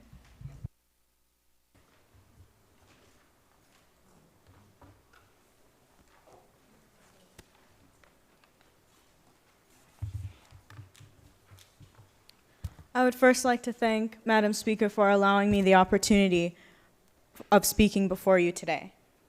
Being able to investigate such issues such as sexual harassment in our islands, as well as others, has been a privilege. As the opposition, I would like to start by saying that we wholeheartedly acknowledge that sexual harassment is an overlooked issue. Today I will be highlighting the following points: the importance of the penal code and its referencing, and as well as this, the importance of definitions in such a bill. As to my first point, in Part 3 of Clause 2, Subclause F, it is stated that the employer should take quote-unquote disciplinary measures as the employer finds appropriate. This implies a wide discretion for employers while they are using their discretion in relation to said clause. It is most important that words such as this one should be defined. Madam Speaker, it is paramount that disciplinary measures should be defined to avoid ambiguity with the employer. In relation to this point, Part 5, Clause 6 does not explicitly reference the penal code in relation to the evidence before the tribunal. Madam Speaker, such referencing is essential to avoiding cross-contamination and mishandling of evidence. Say, for example, there were to be a case where evidence was not handled correctly, and the employer of the respondent took quote-unquote disciplinary action towards the respondent. This would be a complete misuse of the law that has already been put in place, the Penal Code. Madam Speaker, if the government cannot provide us with a necessary reason as to why the Penal Code, something that has been worked on by many different people in their ministries, is not being explicitly referenced in a law of their creation, I recognize the Honorable Minister of Education. Madam Speaker, point of order. May I see that documentation of that point on the Penal Code? Unfortunately, I do not have that document with me. However, the government should have their knowledge on the Penal Code. Elected member. Madam Speaker, if they cannot provide that evidence, will the member please retract that statement? Elected member for East End. No. Please continue your speech. I will continue. Thank you. If the government cannot provide us with a necessary reason as to why the Penal Code, something that has been worked on by many different people in their ministries, is not being explicitly referenced in a law of their creation, why are they planning to print it to the public? After all laws are available to any person who wishes. Madam Speaker, point of order. I recognize the elected member for West Bay North. In regards to the member for East End, is that correct? The respective member East End is questioned as to why the government has not specifically quoted or related to the Penal Code in this bill. But if I may refer the member to look at the front page of this bill, it says, a bill for an act to criminalize sexual harassment, to require employers and educational institutions to formulate a sexual harassment policy, to establish a sexual harassment tribunal, and for incidental and connected purposes. In regards to incidental and connected purposes, that is in regards to the Penal Code. And if I may further elaborate, Madam Speaker, with the drafting of this bill, Madam Speaker, may I continue? Honorable Leader of the Opposition, please be seated. And continue. Thank you, Madam Speaker. When this bill was drafted, it was sent to the respective members, and I believe the Hansard Department who assisted with this bill. They reviewed our bill, provided comments for our bill, related other laws to this bill. So as it is in regards to the question of the Penal Code, that statement should be retracted. Perhaps on the top of this bill, it relates to such statement. Thank you, Madam Speaker. Elected member for Easton. I would like to state that I do not retract my statement, as the public would not be aware of that. It is not explicitly stated. Madam Speaker, point of order. Elected member for West Bay North. I respect the member from East End's drive and fury passion of not retracting their statement. However, in the general sense, we cannot always expect our public to know the laws. That is up to their choice if they want to know the laws. Unfortunately, in some cases, they only know the laws if they get in trouble with such laws. So with that, there's a reason why in this bill we have a section that relates to education Elected to inform member our for public. West Bay North. Yes, ma'am? The elected member for East End is stating that it is not explicitly stated in the bill that it is referencing the Penal Code, so I'll ask her to continue her speech and not retract her statement. Thank you. As I continue, Madam Speaker, not everyone here today is accustomed to learning about certain laws that need background understanding, as this honorable member has previously stated.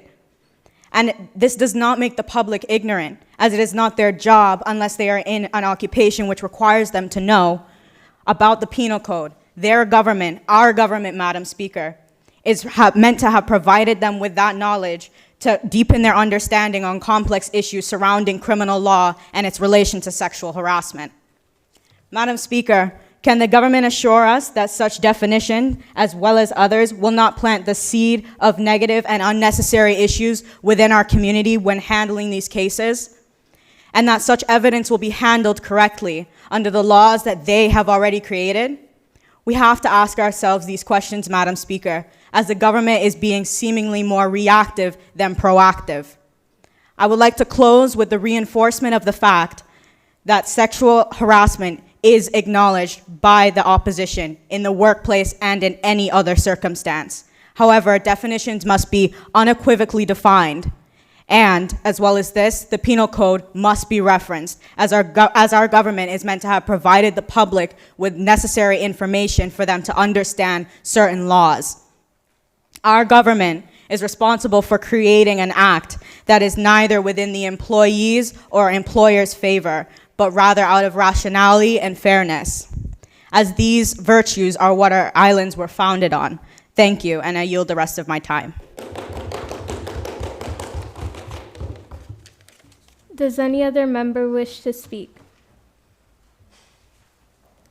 I recognize the elected member for Newlands.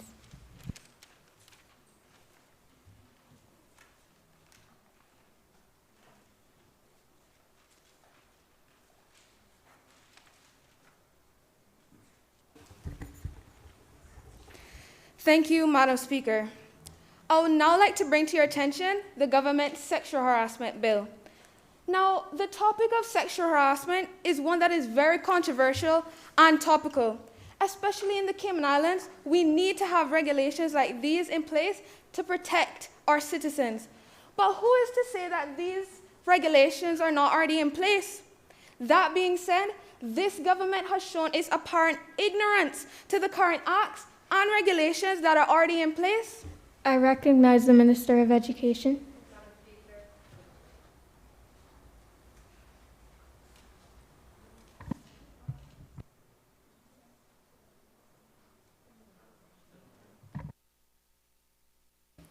Madam Speaker, point of order.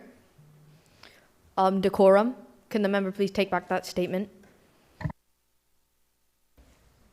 Elected member, please retract her statement and maintain decorum. I would like to know what statement she is referring to.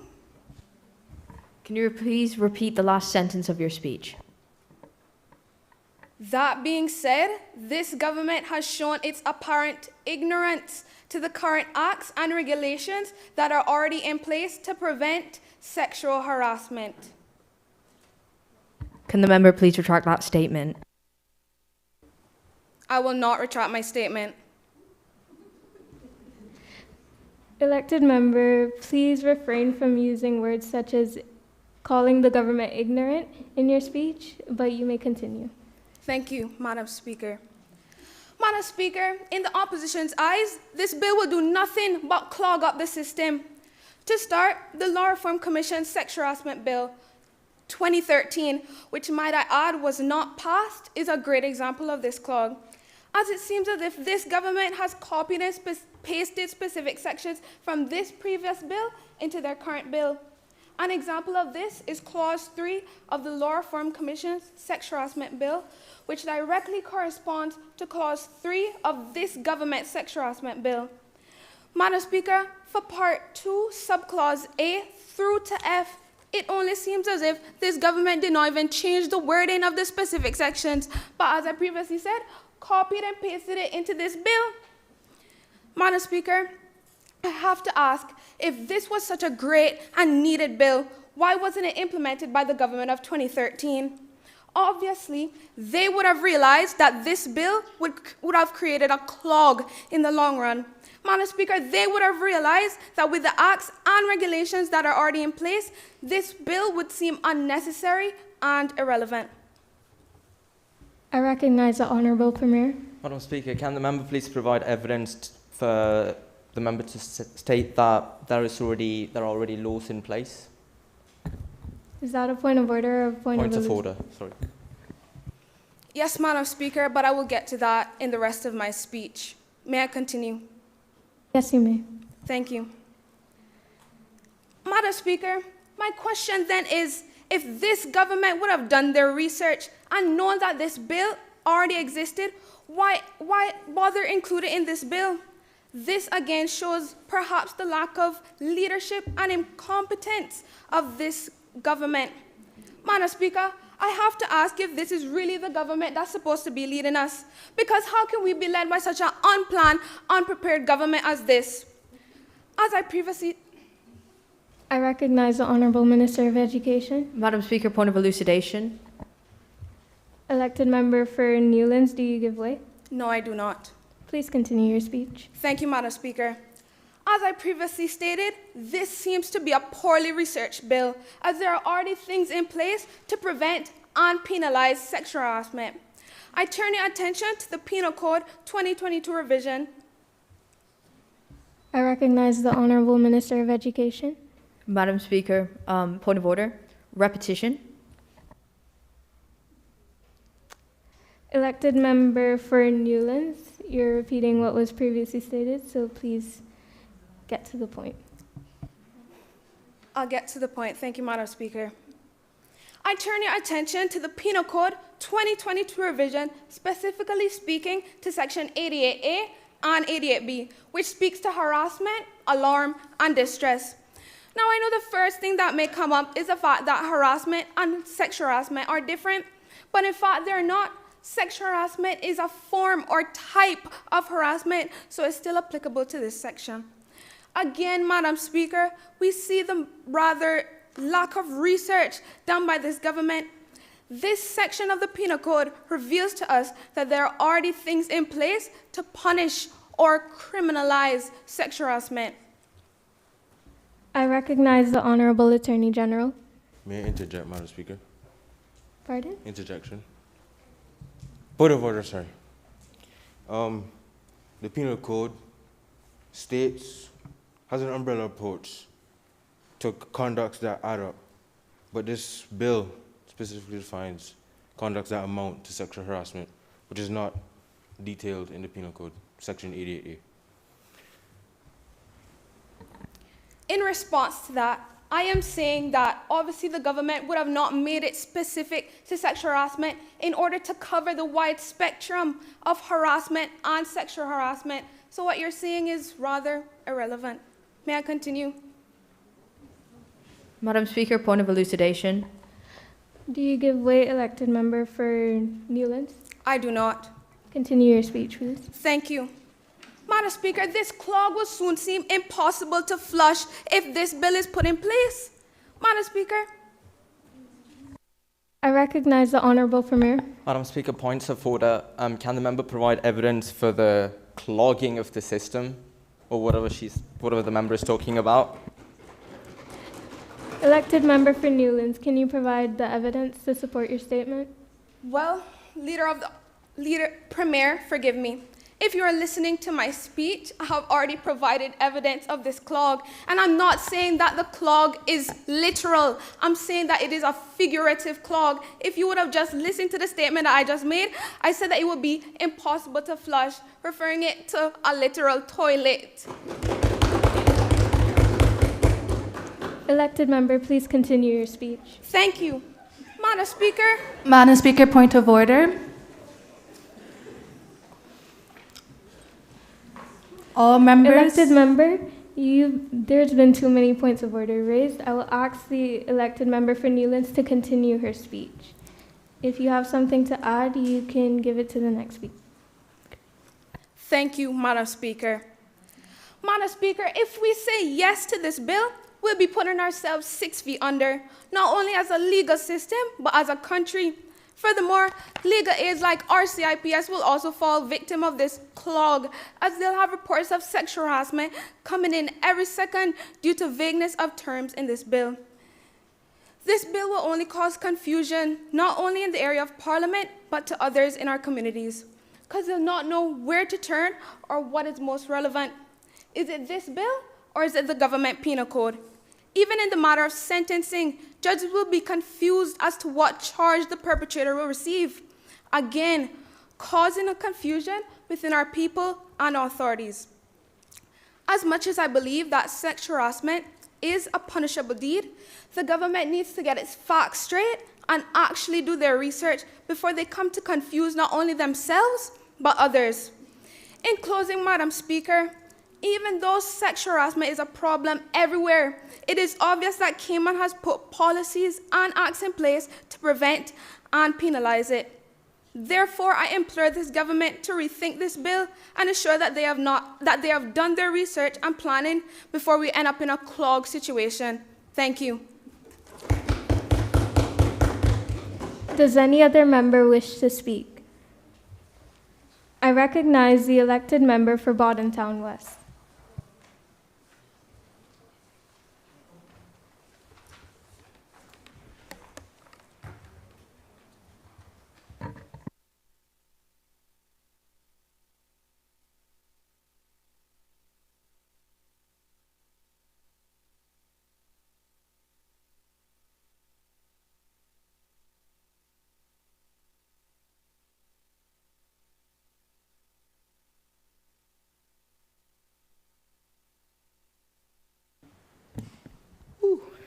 Thank you, Madam Speaker. Madam Speaker, my contribution to this bill won't be very long, as we as a government believe that this Sexual Harassment Bill 2022 should be passed in this honorable House for the protection of everyone. Madam Speaker, I will be dealing with educational institutions and why this Sexual Harassment Bill should be passed to not only protect adults in general, but the youth in our educational institution, as we strongly believe that the children are the future of this country. And we need to protect our future at all costs. That is why we were voted in as the government. Schools should be a safe place where students can learn. It is essential that students feel secure with their classmates, teachers, and members of staff. As a student myself, I should arrive at the school feeling safe and protected, not worrying about potential offenders. Madam Speaker, to think that sexual harassment happens in the Cayman Islands and there still isn't a law to specifically address it is scary. But especially to think that we, as a first world country, Madam Speaker, countries like the Bahamas and Jamaica have these legislations in place. Slowly, different countries such as these are putting legislation in place to address or deal with sexual harassment specifically. And I believe we need to do this as well. Just take, for example, as has been emphasized previously, the mother with her child who was sexually harassed across the street in the library parking. I recognize the Deputy Leader of the Opposition. Madam Speaker, point of order, please. What is your point of order? Point of order number 35, reference shall not be made to any matter on which judicial decision is pending and weigh as might, in the opinion of the chair, prejudice the interests of the participants, therefore. May I ask what point of 35? Basically, the case being pending would not be. Oh, sorry, point 1.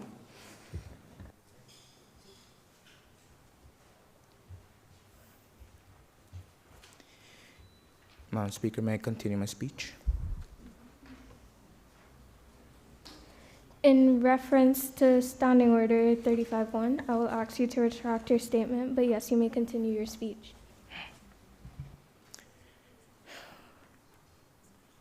I retract my statement.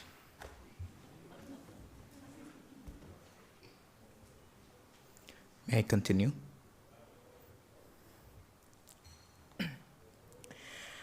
As the Honorable Premier stated previously, work on the legislation began in 2005. The bill was published by the Law Reform Commission in 2012, but was never passed, according to Cayman Compass in 2021. Madam Speaker, all I'm saying is that we shouldn't sit around and be retroactive, but proactive. We shouldn't wait until the worst happens to our future before we put measures in places to protect them.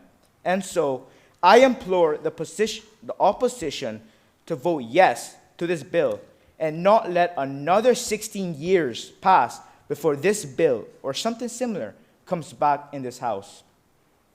Madam Speaker, in conclusion, anyone can be sexually harassed. So we must stand together against it. Thank you. Does any other member wish to speak? recognize the elected member for West Bay North.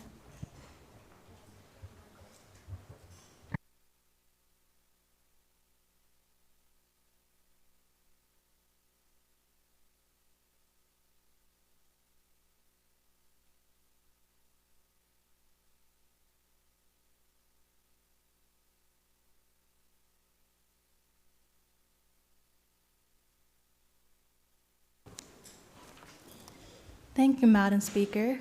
Before I officially begin my speech, I would like to make an acknowledgement, please. That's not a part of my time of the speech. Granted. Thank you. Actually, elected member for West Bay North, could you please go on with your speech, as time will not allow you to make an acknowledgement. Okay. Thank you, Madam Speaker. Madam Speaker, I rise in this House today to support the Sexual Harassment Bill of 2022.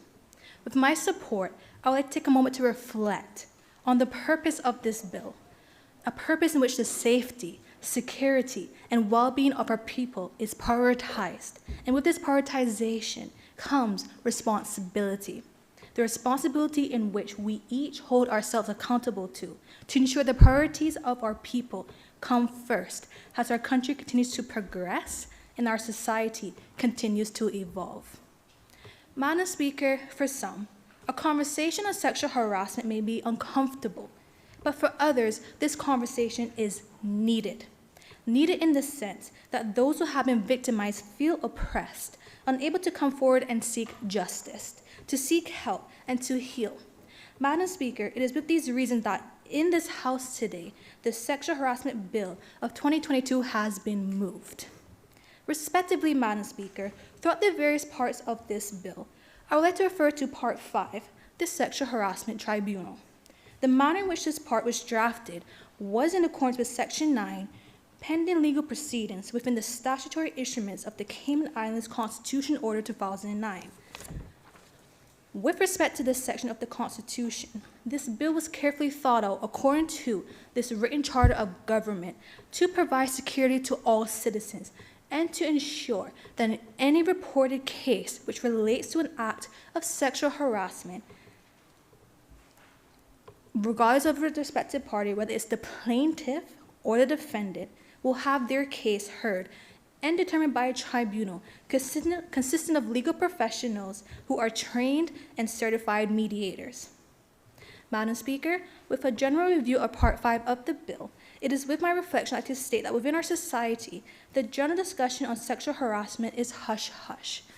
In terms of this, Madam Speaker, I wish to lay on the table an article by the Cayman Compass titled Compass Special Report, Sexual Harassment is Rife in Cayman. This publication refers to local statistics gathered by our local media source. Now earlier, when the member from Cayman Brac rose, I also provided documents which refer to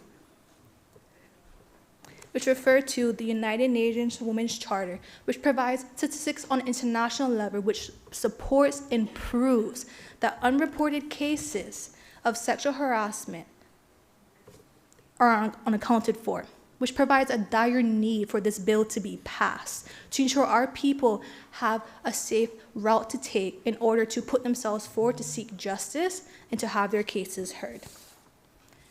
Now, Madam Speaker, it is with knowing how our society functions that we each need to reflect on who we are as a people and the standards of ethics and common decency in which we uphold ourselves and one another to. With such standards, our people have publicly spoken out on their concerns and views of sexual harassment in a public matter. And the significance of this special report, as I referred to the Cayman Compass report, highlights the need to end the culture of silence, considering harassment is linked to a slew of more serious issues, such as abuse and assault. It is with this need to end the culture of silence, the context of the Sexual Harassment Bill of 2022 consists of the views and opinions of our people, bringing to light the need for sexual harassment to be enacted as a criminal offense in the Cayman Islands, with the mandated implementation of policies in the workplace and educational institutions. Respectively, Madam Speaker, the discussion on sexual harassment in this House today is significant, And with this significance, this government has carefully thought out the components of this bill. And with such components, I stand to support this bill and advise the members of the opposition to do the same. Thank you, Madam Speaker. Does any other member wish to speak? I recognize the elected member for Prospect.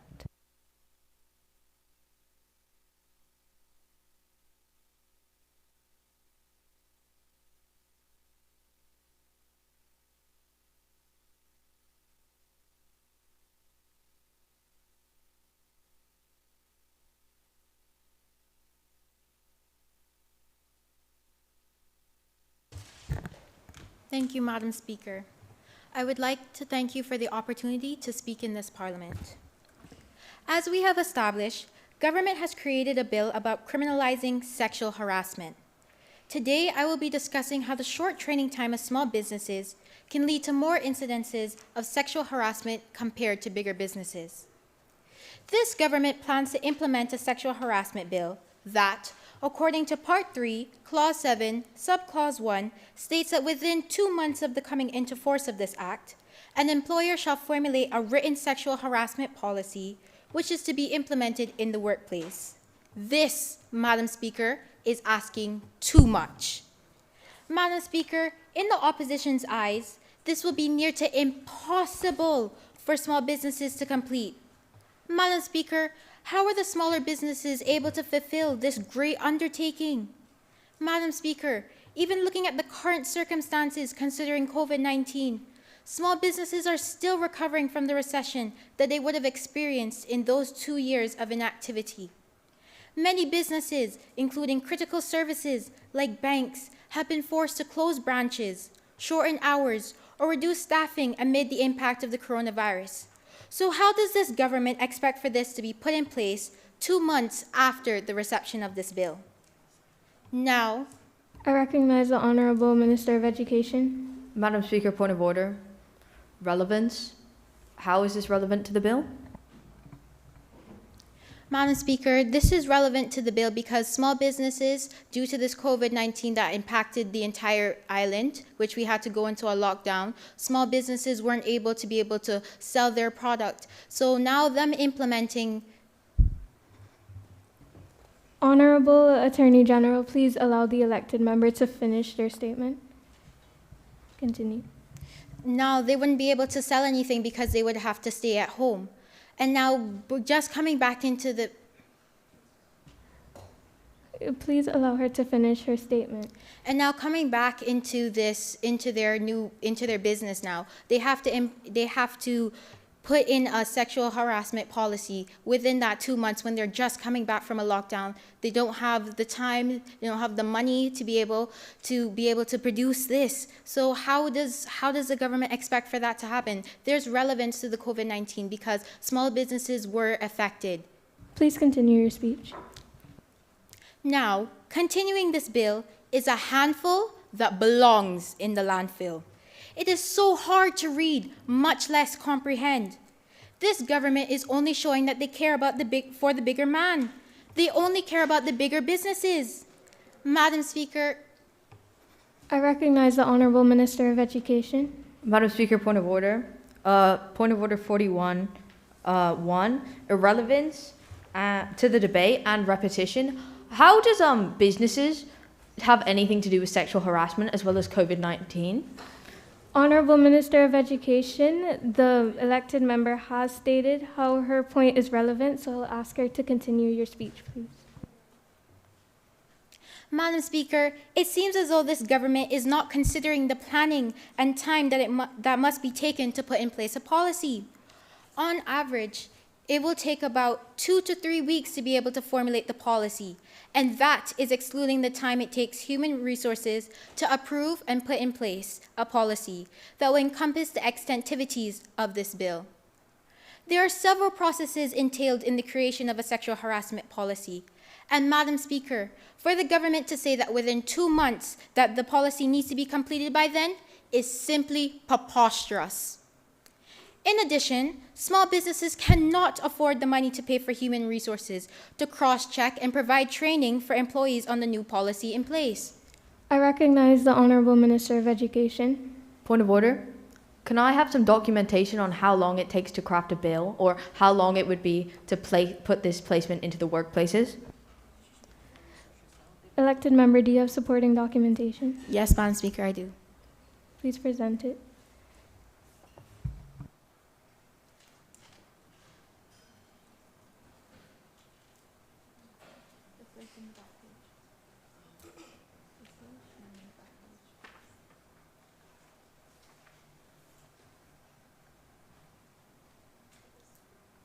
Elected member, you may continue your speech.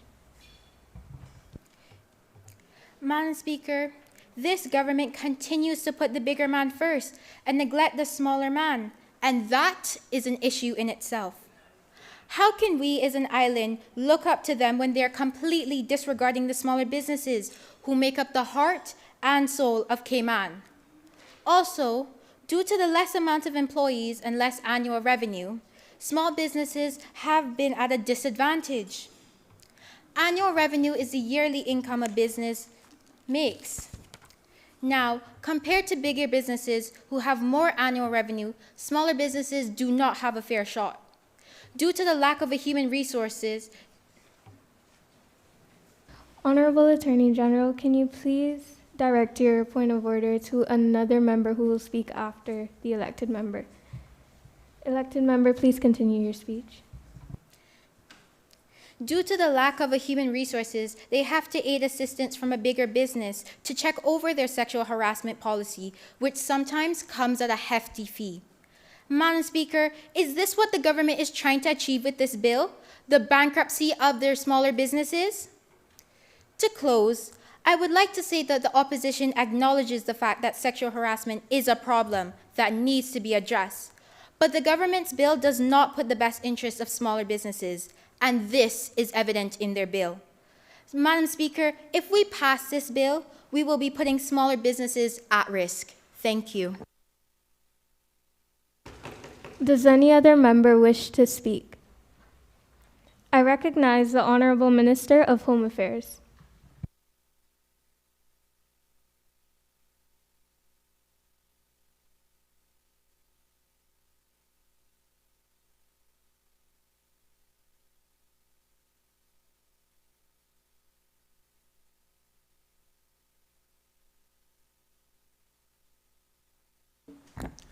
Thank you, Madam Speaker. Our youth absolutely cannot afford another second where this bill is not law. It is a stain on this country that we do not have an outline for sexual harassment like the other 150 countries in the world. Are we animals? No. We are people. We have laws.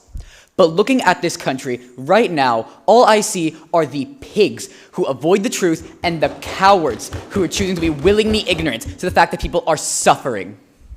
I recognize the elected member for Newlands. Point of order, Madam Speaker.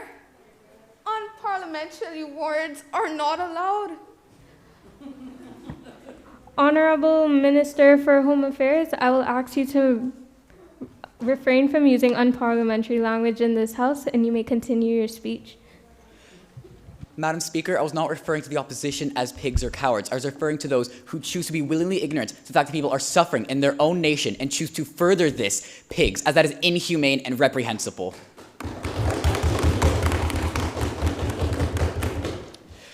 Our brothers and sisters who report experiencing the absolutely grave injustice of sexual harassment report greater depressive symptoms than their non-harassed counterparts who get to continue to lead their healthy lives. I recognize the elected member for East End. Point of order.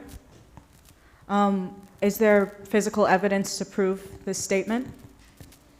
Yes, there is, Madam Speaker. Please present it.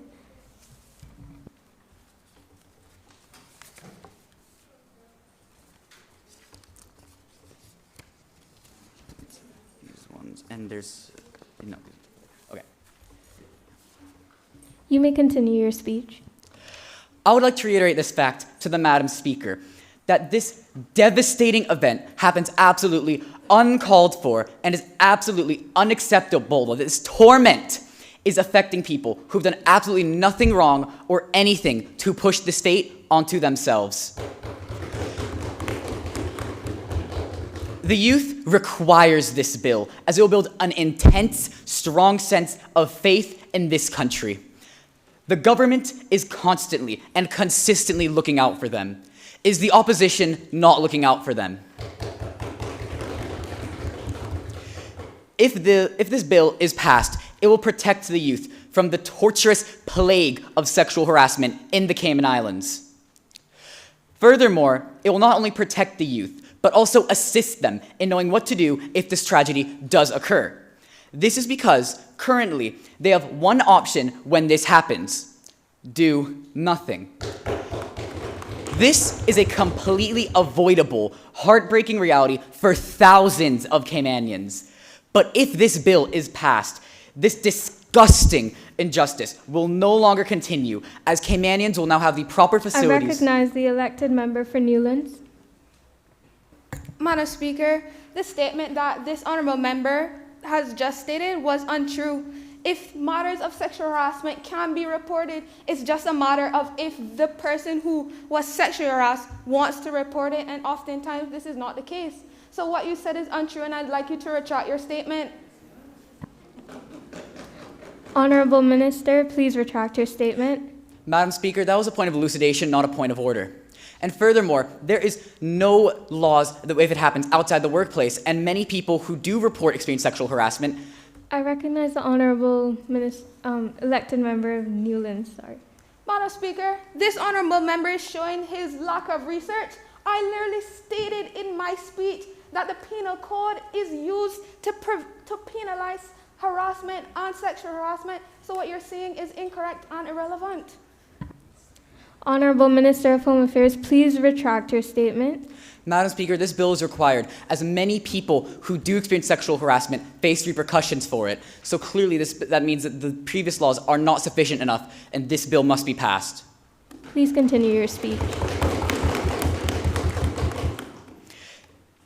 But if this bill is passed, this disgusting abuse will no longer continue, as Caymanians will now have the proper facilities to take action against their abusers.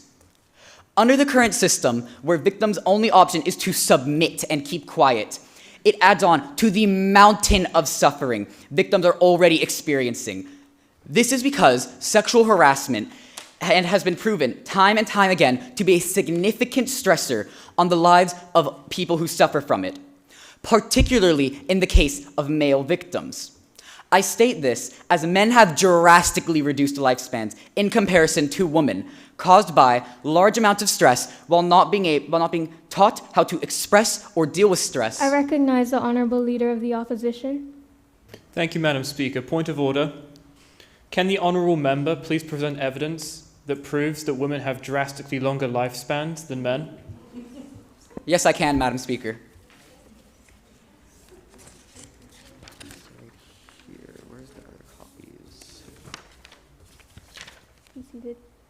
May this evidence please be presented to me as well?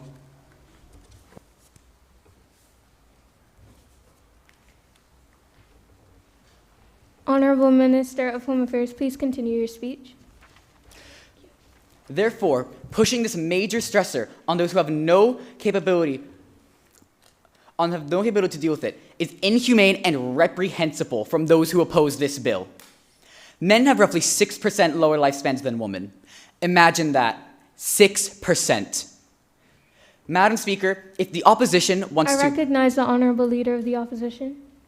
Thank you, Madam Speaker. The evidence that he has presented doesn't even have a source, Madam Speaker.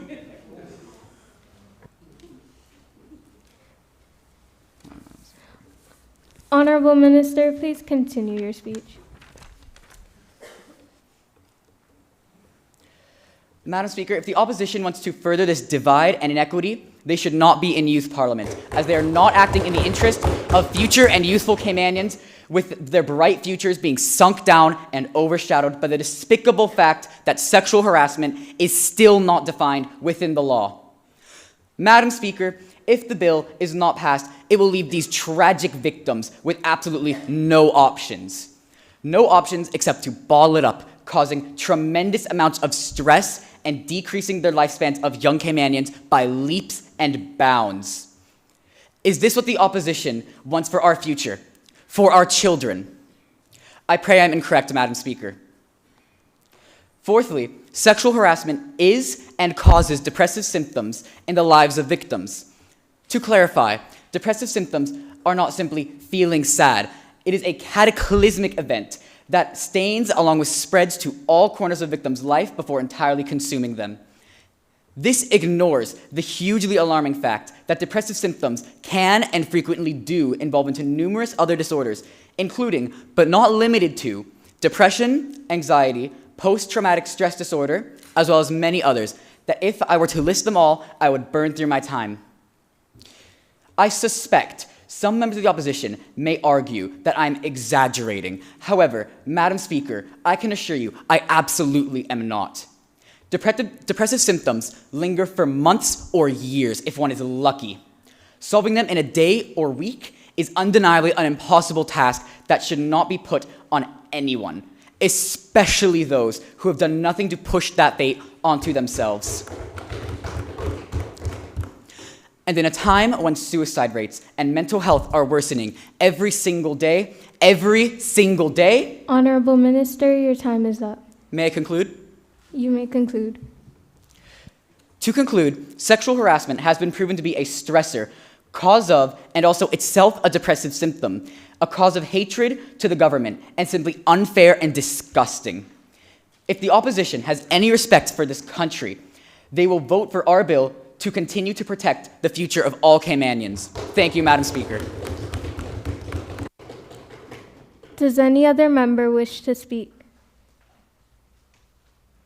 I recognize the Honorable Minister of Planning, Agriculture, Housing and Infrastructure.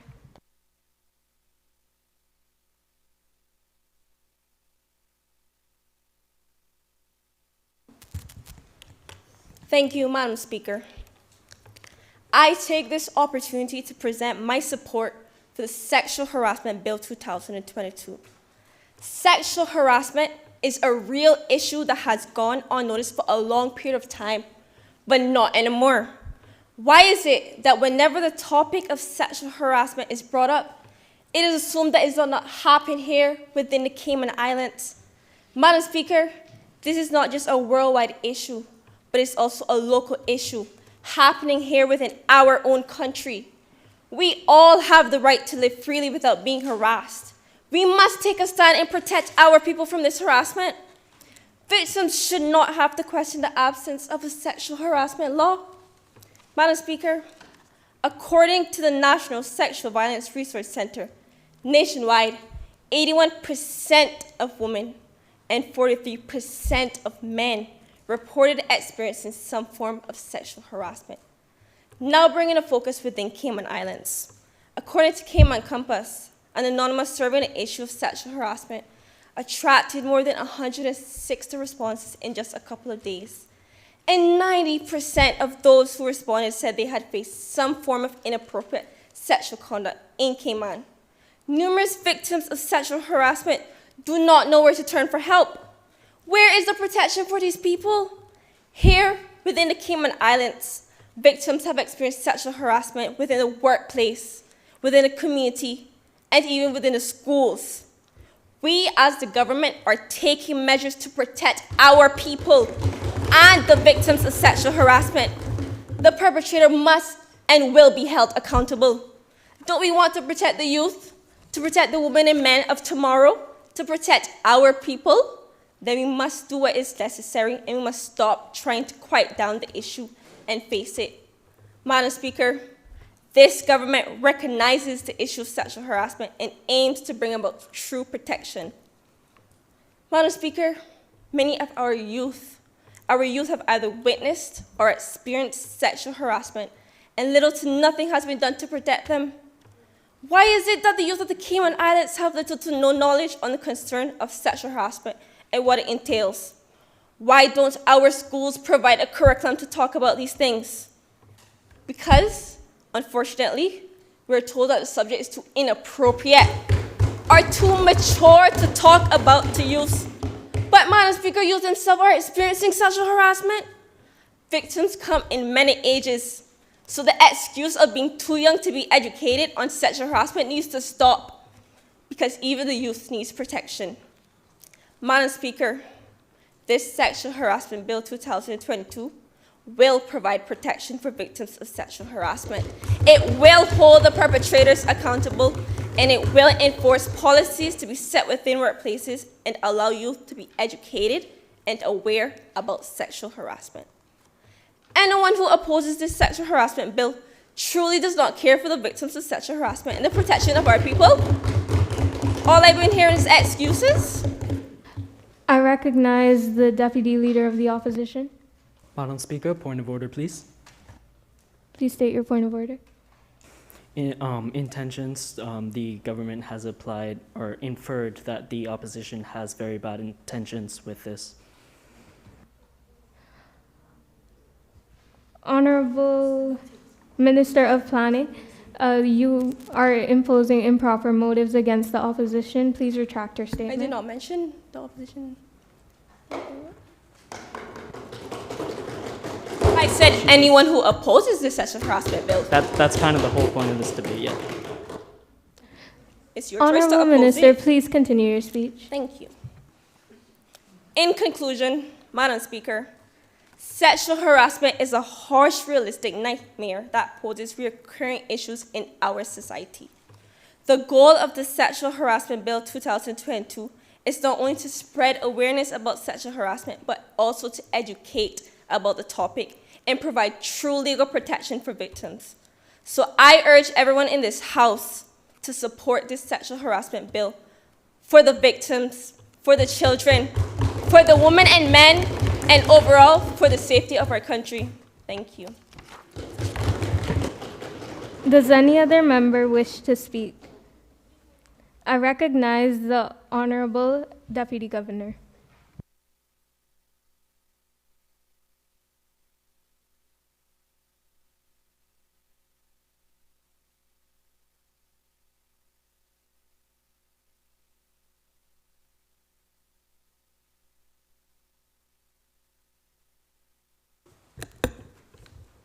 Thank you, Madam Speaker.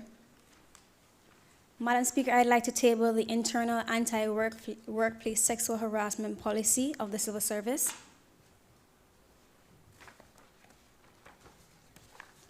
Madam Speaker, the article in the Cayman Compass, which gave voices of the complaints of several women in the community regarding their views on sexual harassment in their workplace, has been mentioned countless times by the members of the government. Madam Speaker, I too have read that article. And whilst the article does not state where the women who participated in the survey that the article is based on work, I am confident that none of the participants worked in the civil service.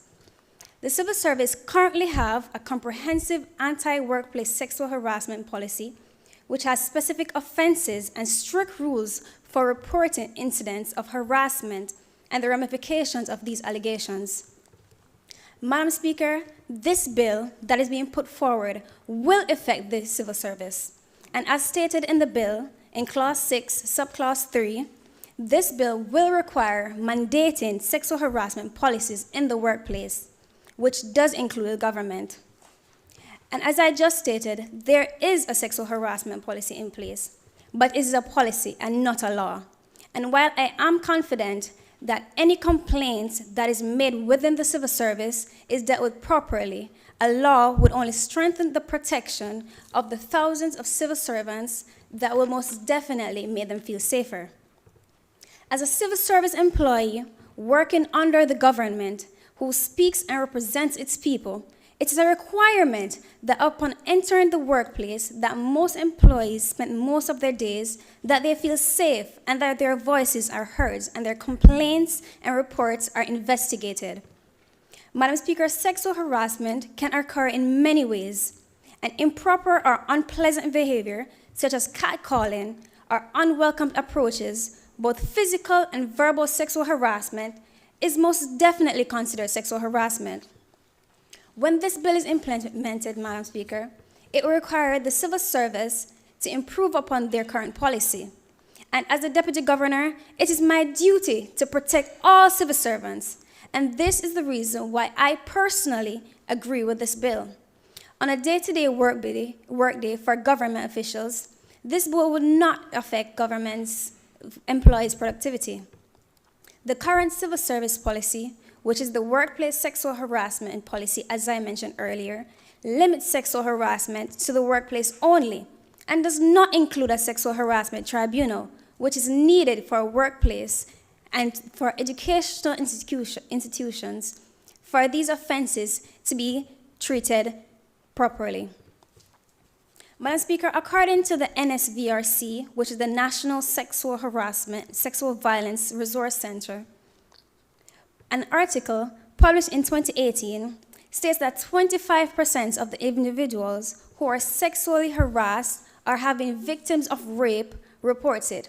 And of the 75% that does not report it, in many cases, the reason is that because they have little to no confidence that their attackers would be brought to justice. The opposition may question the importance of this bill, but I would say to them, question the importance of the voices of these persons who have been sexually harassed, whether verbally or physically, and feel that they must be kept quiet. Is each and every victim not important and deserving of a fair chance of justice? And to be assured that there are provisions in place to address any complaints that might arise. Madam Speaker, this bill will act as a safety net for these victims. And as the Deputy Governor, Madam Speaker, I welcome any opportunity to improve the provisions that are currently in place and to assure that all civil servants, that the civil service is a place to work which is safe and harassment-free. Thank you, Madam Speaker. Does any other member wish to speak? I recognize the elected member for Georgetown West.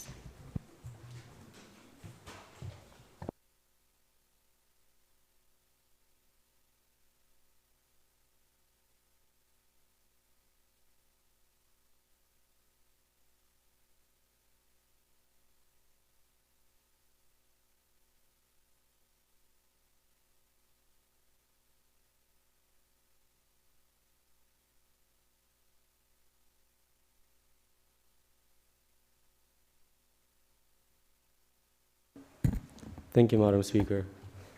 The government's bill defines the complainant as a person whom or on whose behalf a complaint of sexual harassment is made, though not necessarily a person who has been allegedly harassed.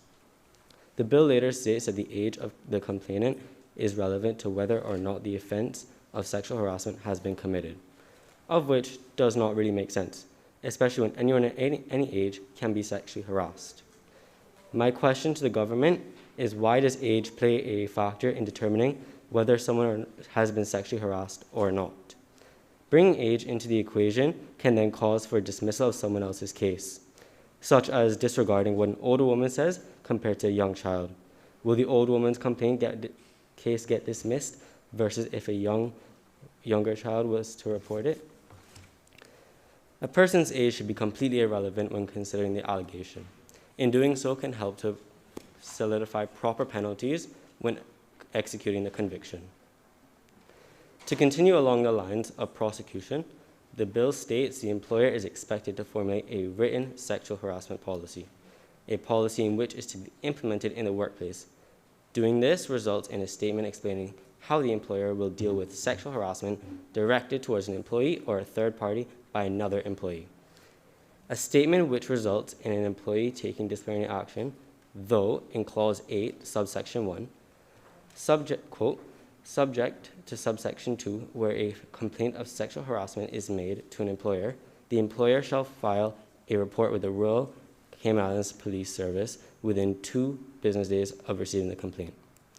This presents for a double prosecution in that the alleged offender will face 2 disciplinary actions. Doing so is completely unnecessary, as conducting both will result in a waste of time and resources from both parties. when using one of these options could be just as beneficial and effective as prosecution. When using one of these options would be just as beneficial and effective in prosecution. So why waste the time of the RCIPS when a matter of such can be dealt with within the business itself, or rather, vice versa? Why should the business deal with it if it's a, quote, criminal matter to be dealt with by the RCIPS? Furthermore, if a business decides to complete... I recognize the Honourable Premier.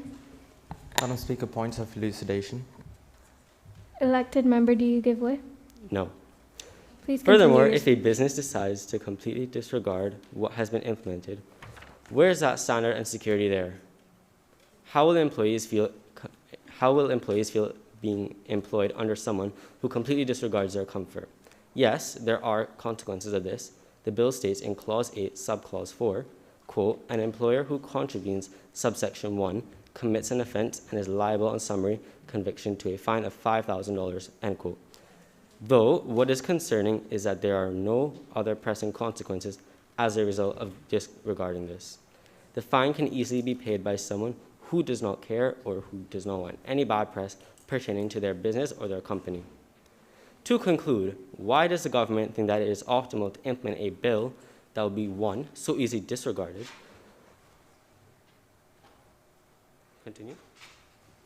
that will be so easily disregarded due to mild repercussion, as well as unfair age sanctions and abuse of time and resources?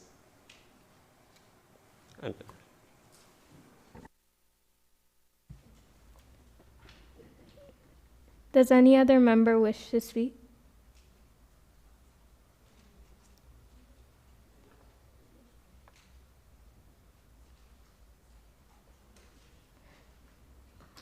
I recognize the Deputy Leader of the Opposition.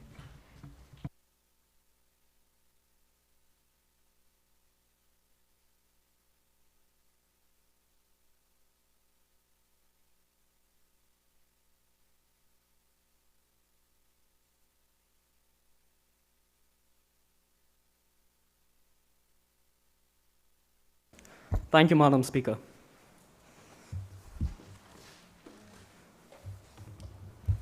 Now, while this government may be well-intentioned, while it may be comprised of a group of undoubtedly intelligent individuals, and while their aims may be just, this is all true, the bill that is presented in front of me today leads way to something that is not as just, leads way to something that is not as intelligent, leads way to something that is not as virtuous as the intentions of the government today.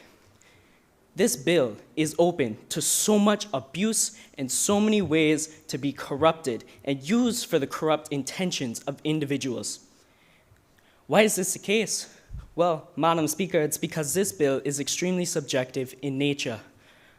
I reference Clause 7, Subclause 2F.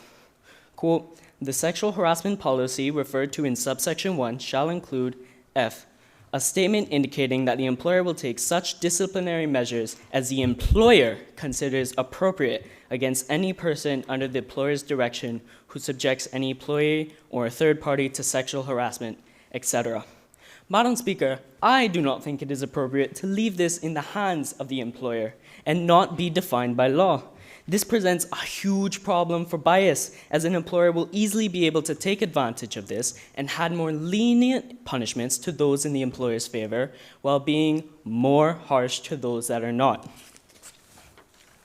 Another example of this in the bill, Clause 9, Subclause 2B. However, this was referred to in another speech, so I will be very limited with this. Upon reviewing the evidence, the employer is satisfied that the conduct of the respondent amounted to sexual harassment. This gives the employer to place an employee under leave, and is another example of how the employer is given power to use this and use their bias. The Leader of the Opposition has already made clear how the definitions for sexual harassment in this bill are too broad and will attempt to build a wall of law on the unstable foundation that is the blurry line between a harmless compliment and a reprehensible remark in regards to the verbal section. This would make every case extremely subjective. Madam Speaker, the way sexual harassment is defined, almost any interaction in the dating realm will now be defined as unwelcome, with unwelcome being defined as, quote, in relation to sexual behavior means any conduct of a sexual nature in relation to another person without that person's explicit consent, with explicit being defined as, quote, stated clearly in detail, leaving no room for confusion or doubt. None at all. With this definition, any unsuccessful attempt to flirt, hit on, or even compliment another individual will now be able to be defined as sexual harassment. And this leaves more than enough room to abuse this bill, as any gesture, compliment, or even comment to another individual could fall within this bill's definition of sexual harassment. Now, the government may argue that a law is not made to be broken, and this is a valid statement and true in every sense of the word. However, this is not what I am arguing today.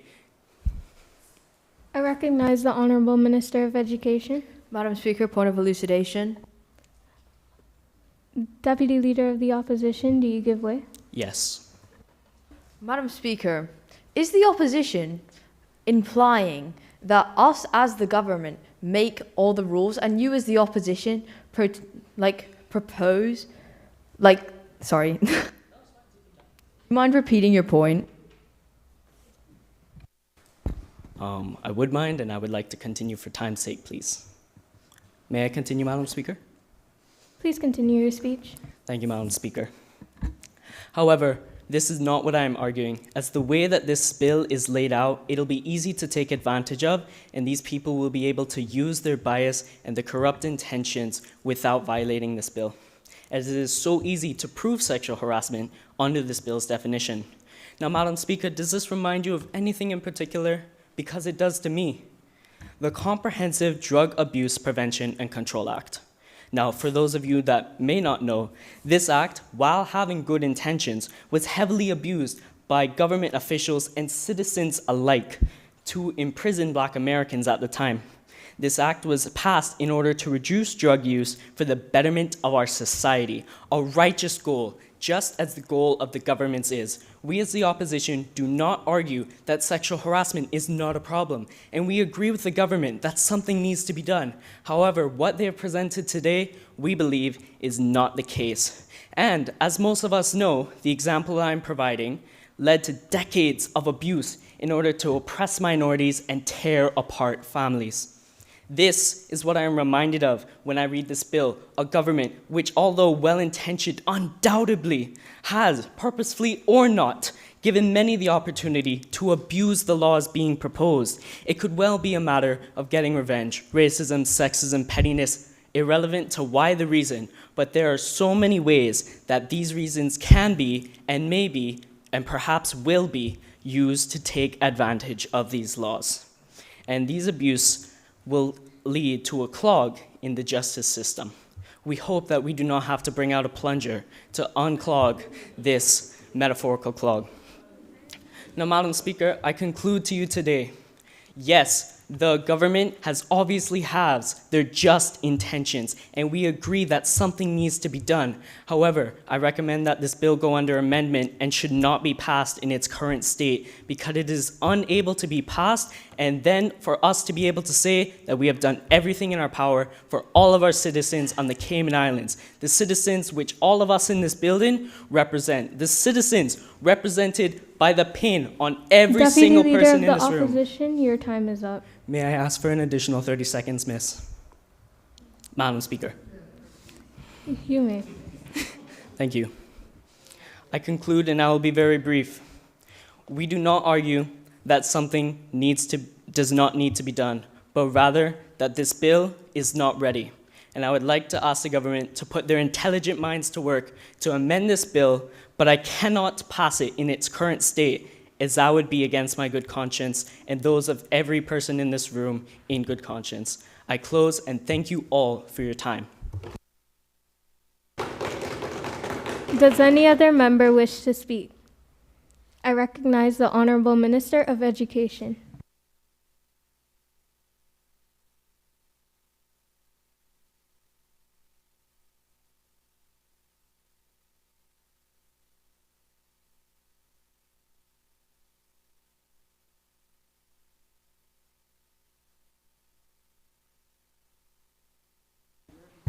Thank you, Madam Speaker. I believe it's essential that the Sexual Harassment Bill of 2022 is passed. I feel very strongly about this subject. As a young woman, I feel it's essential to bring attention to the fact that young women are the biggest targets of sexual harassment. 97% of women ages 18 to 24 experience it, according to an investigation done by the United Nations. That is an alarming statistic and frankly quite horrifying. Most women experience this during their lifetime, and that is disgusting. As women, we are constantly catcalled and objectified or told to ignore it or brush it off because it has become normalized. Normalized in our society. The fact that this has not been brought to attention sooner is sad. I'm disappointed that the youth have had to make this proposition. But it's not just women that are affected, it's everyone. Men experience sexual harassment as well, but it's simply not talked about. People tend to become awkward as soon as they hear the topic even brought up. I would also like to focus on the emotional aspect of sexual harassment, as it affects physical and mental well-being of victims. Mostly in young people, studies have shown that victims of sexual harassment are less able to trust others, suffer from lower self-esteem, a higher rate of developing serious depression and anxiety. This is proven by Associate Professor Mons Ben-Dixon at NTNU's Department of Psychology. Currently, people will not come forward, even though crimes have been committed against them, as a fear of repeat by the offender, or they're embarrassed about it. 96% of people did not believe in reporting it would change anything, according to an article done by the Open Access government. Let me state, this is not something to be embarrassed about. You have been taken advantage of. But by passing this bill, we're putting in consequences in place, so coming forward discourages future offenders, and is now a clearly punishable act and strictly enforced. An example of this is potentially getting the offender jail time or a fine. I would then like to look at the educational sector, as children do not know how to respond to things like sexual harassment. They may not feel confident enough to report it or will simply brush it off. They also may be denied or dismissed due to the fact that they are children. Minors or even adults may feel intimidated or confused, as they are not sure what class is acceptable or unacceptable because there's been little to no education on this done. So, this must be forced upon educational institutions. How do you think parents will react to the fact that this bill has not been put into motion? If it was me, I was shocked. To find out that this bill was not put into motion, I was shocked. I was appalled and I was disgusted. According to the 2020 harassment survey done by the Government Equalities Office, 72% of the UK population experienced sexual harassment in a lifetime. And that's only the people that were willing to admit this. Cayman is a much smaller community, and we must protect the population by not delaying the passing of the bill. This is just another example of why this bill needs to be put into motion, as it prevents future cases of sexual harassment and encourages members of the public to speak up about previous incidences of how they fell victim to these accounts, and something like can actually be done about it. Madam Speaker, in conclusion, it would be distressing if this bill is not passed, as it is our job as the government to represent the people of the Cayman Islands. And it is our job to allow this bill to pass, as it protects the people. We, as the government, and you, as the opposition, have been put in place by the people to represent the people. And by not passing this bill, you are therefore going against the people. Thank you, Madam Speaker. Does any other member wish to speak? I recognize the Honourable Deputy Premier.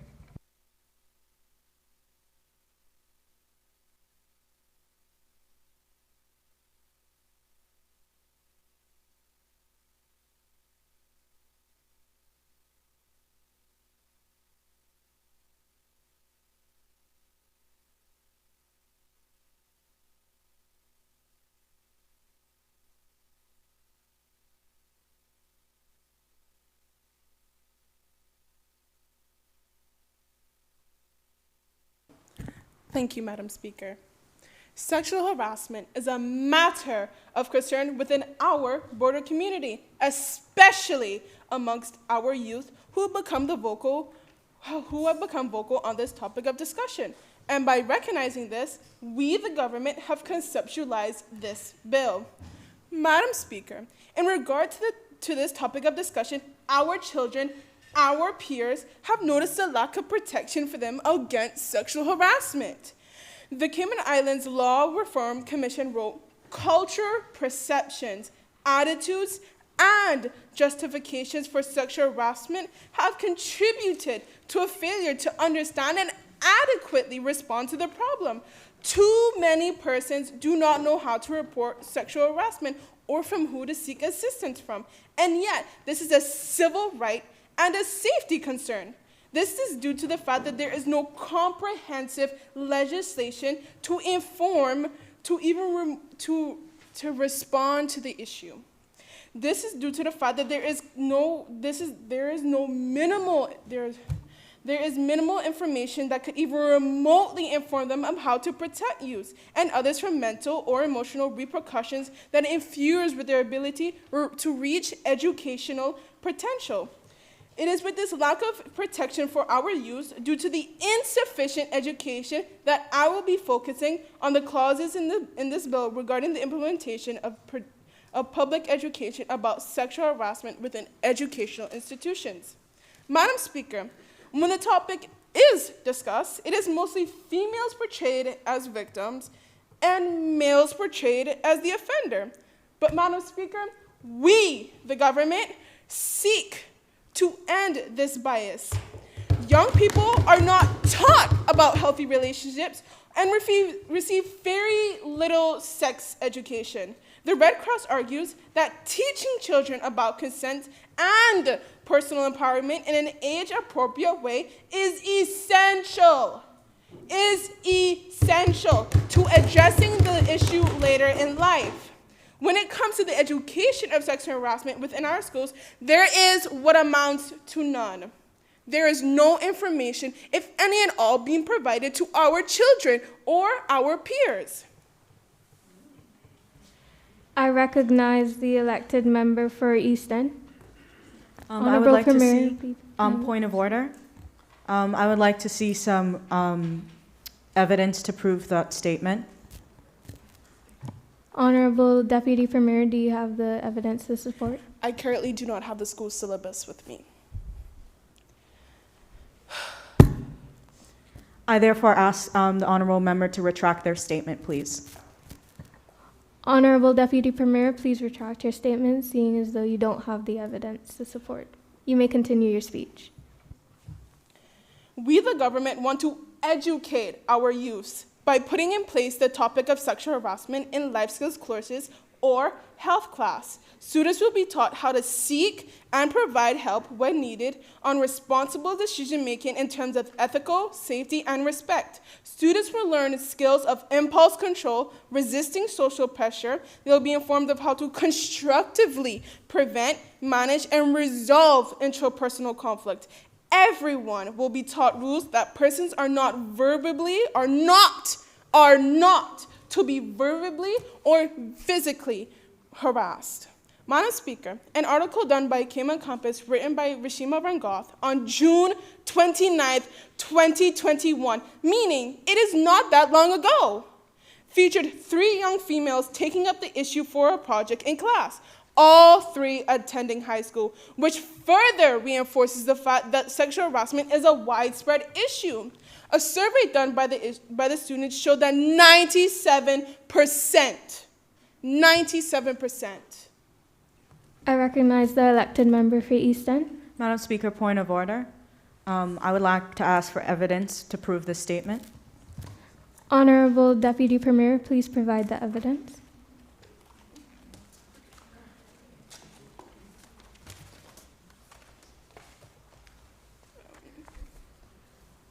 May I ask if you would like a copy? Honorable Deputy Premier, please continue your speech. Male students are also affected by sexual harassment, which, just like females, go widely unreported. The mere fact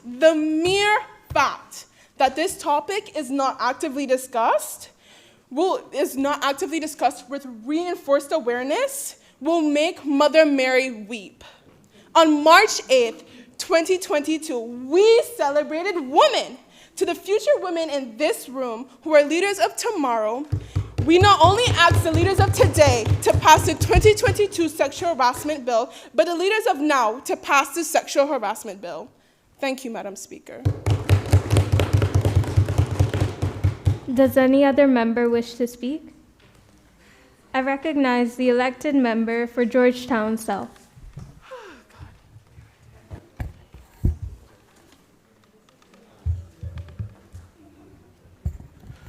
Thank you, Madam Speaker. Madam Speaker, trouble don't blow conch shell.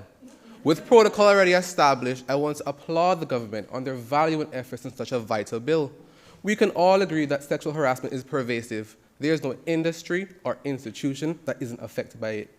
But Madam Speaker, I'll repeat, trouble don't blow conch shell. Madam Speaker, for those who may not understand, back in the olden days, the conch shell was used to signal when trouble was coming. I recognize the Honorable Minister of Education. Point of order, Madam Speaker. Relevance. Elected member for Georgetown South, please get to the point.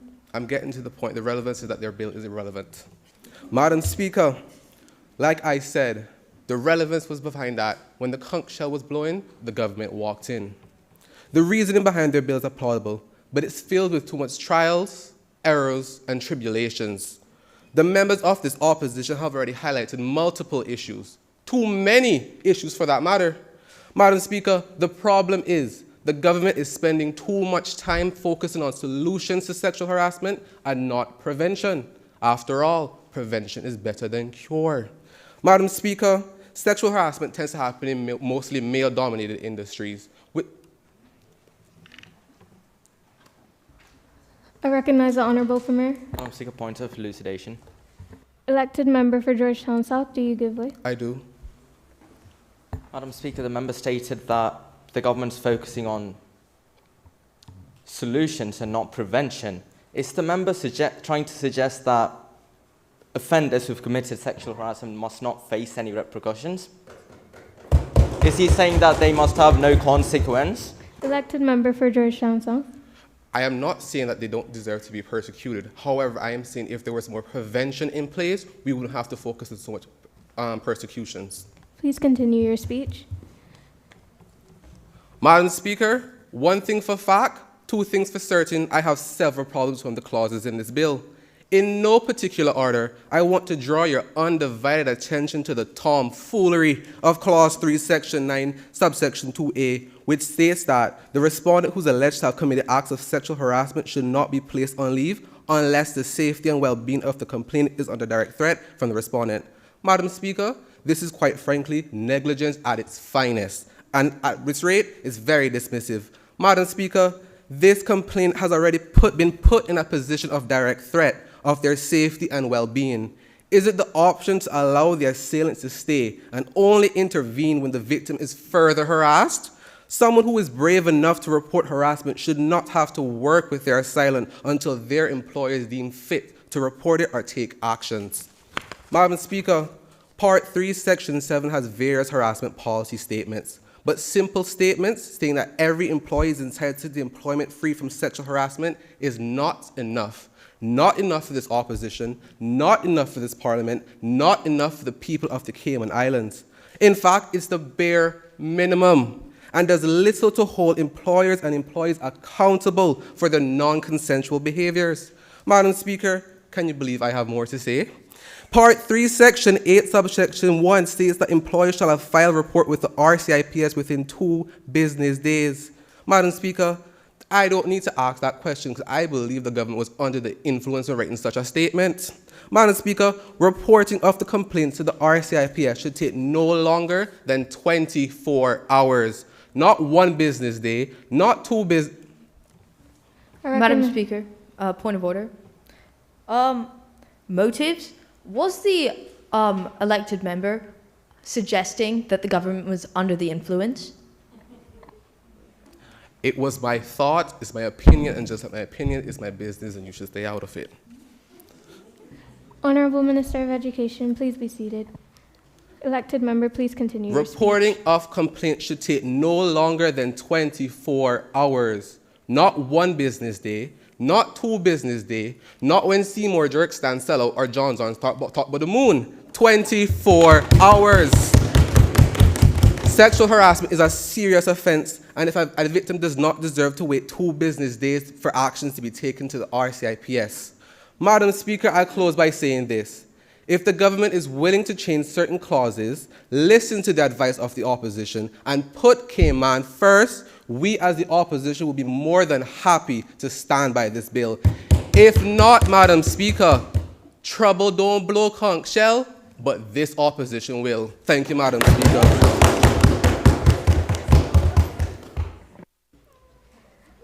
At this convenient time, the House will suspend its proceedings for lunch. I ask all members to return to the chamber promptly at 2:35 p.m.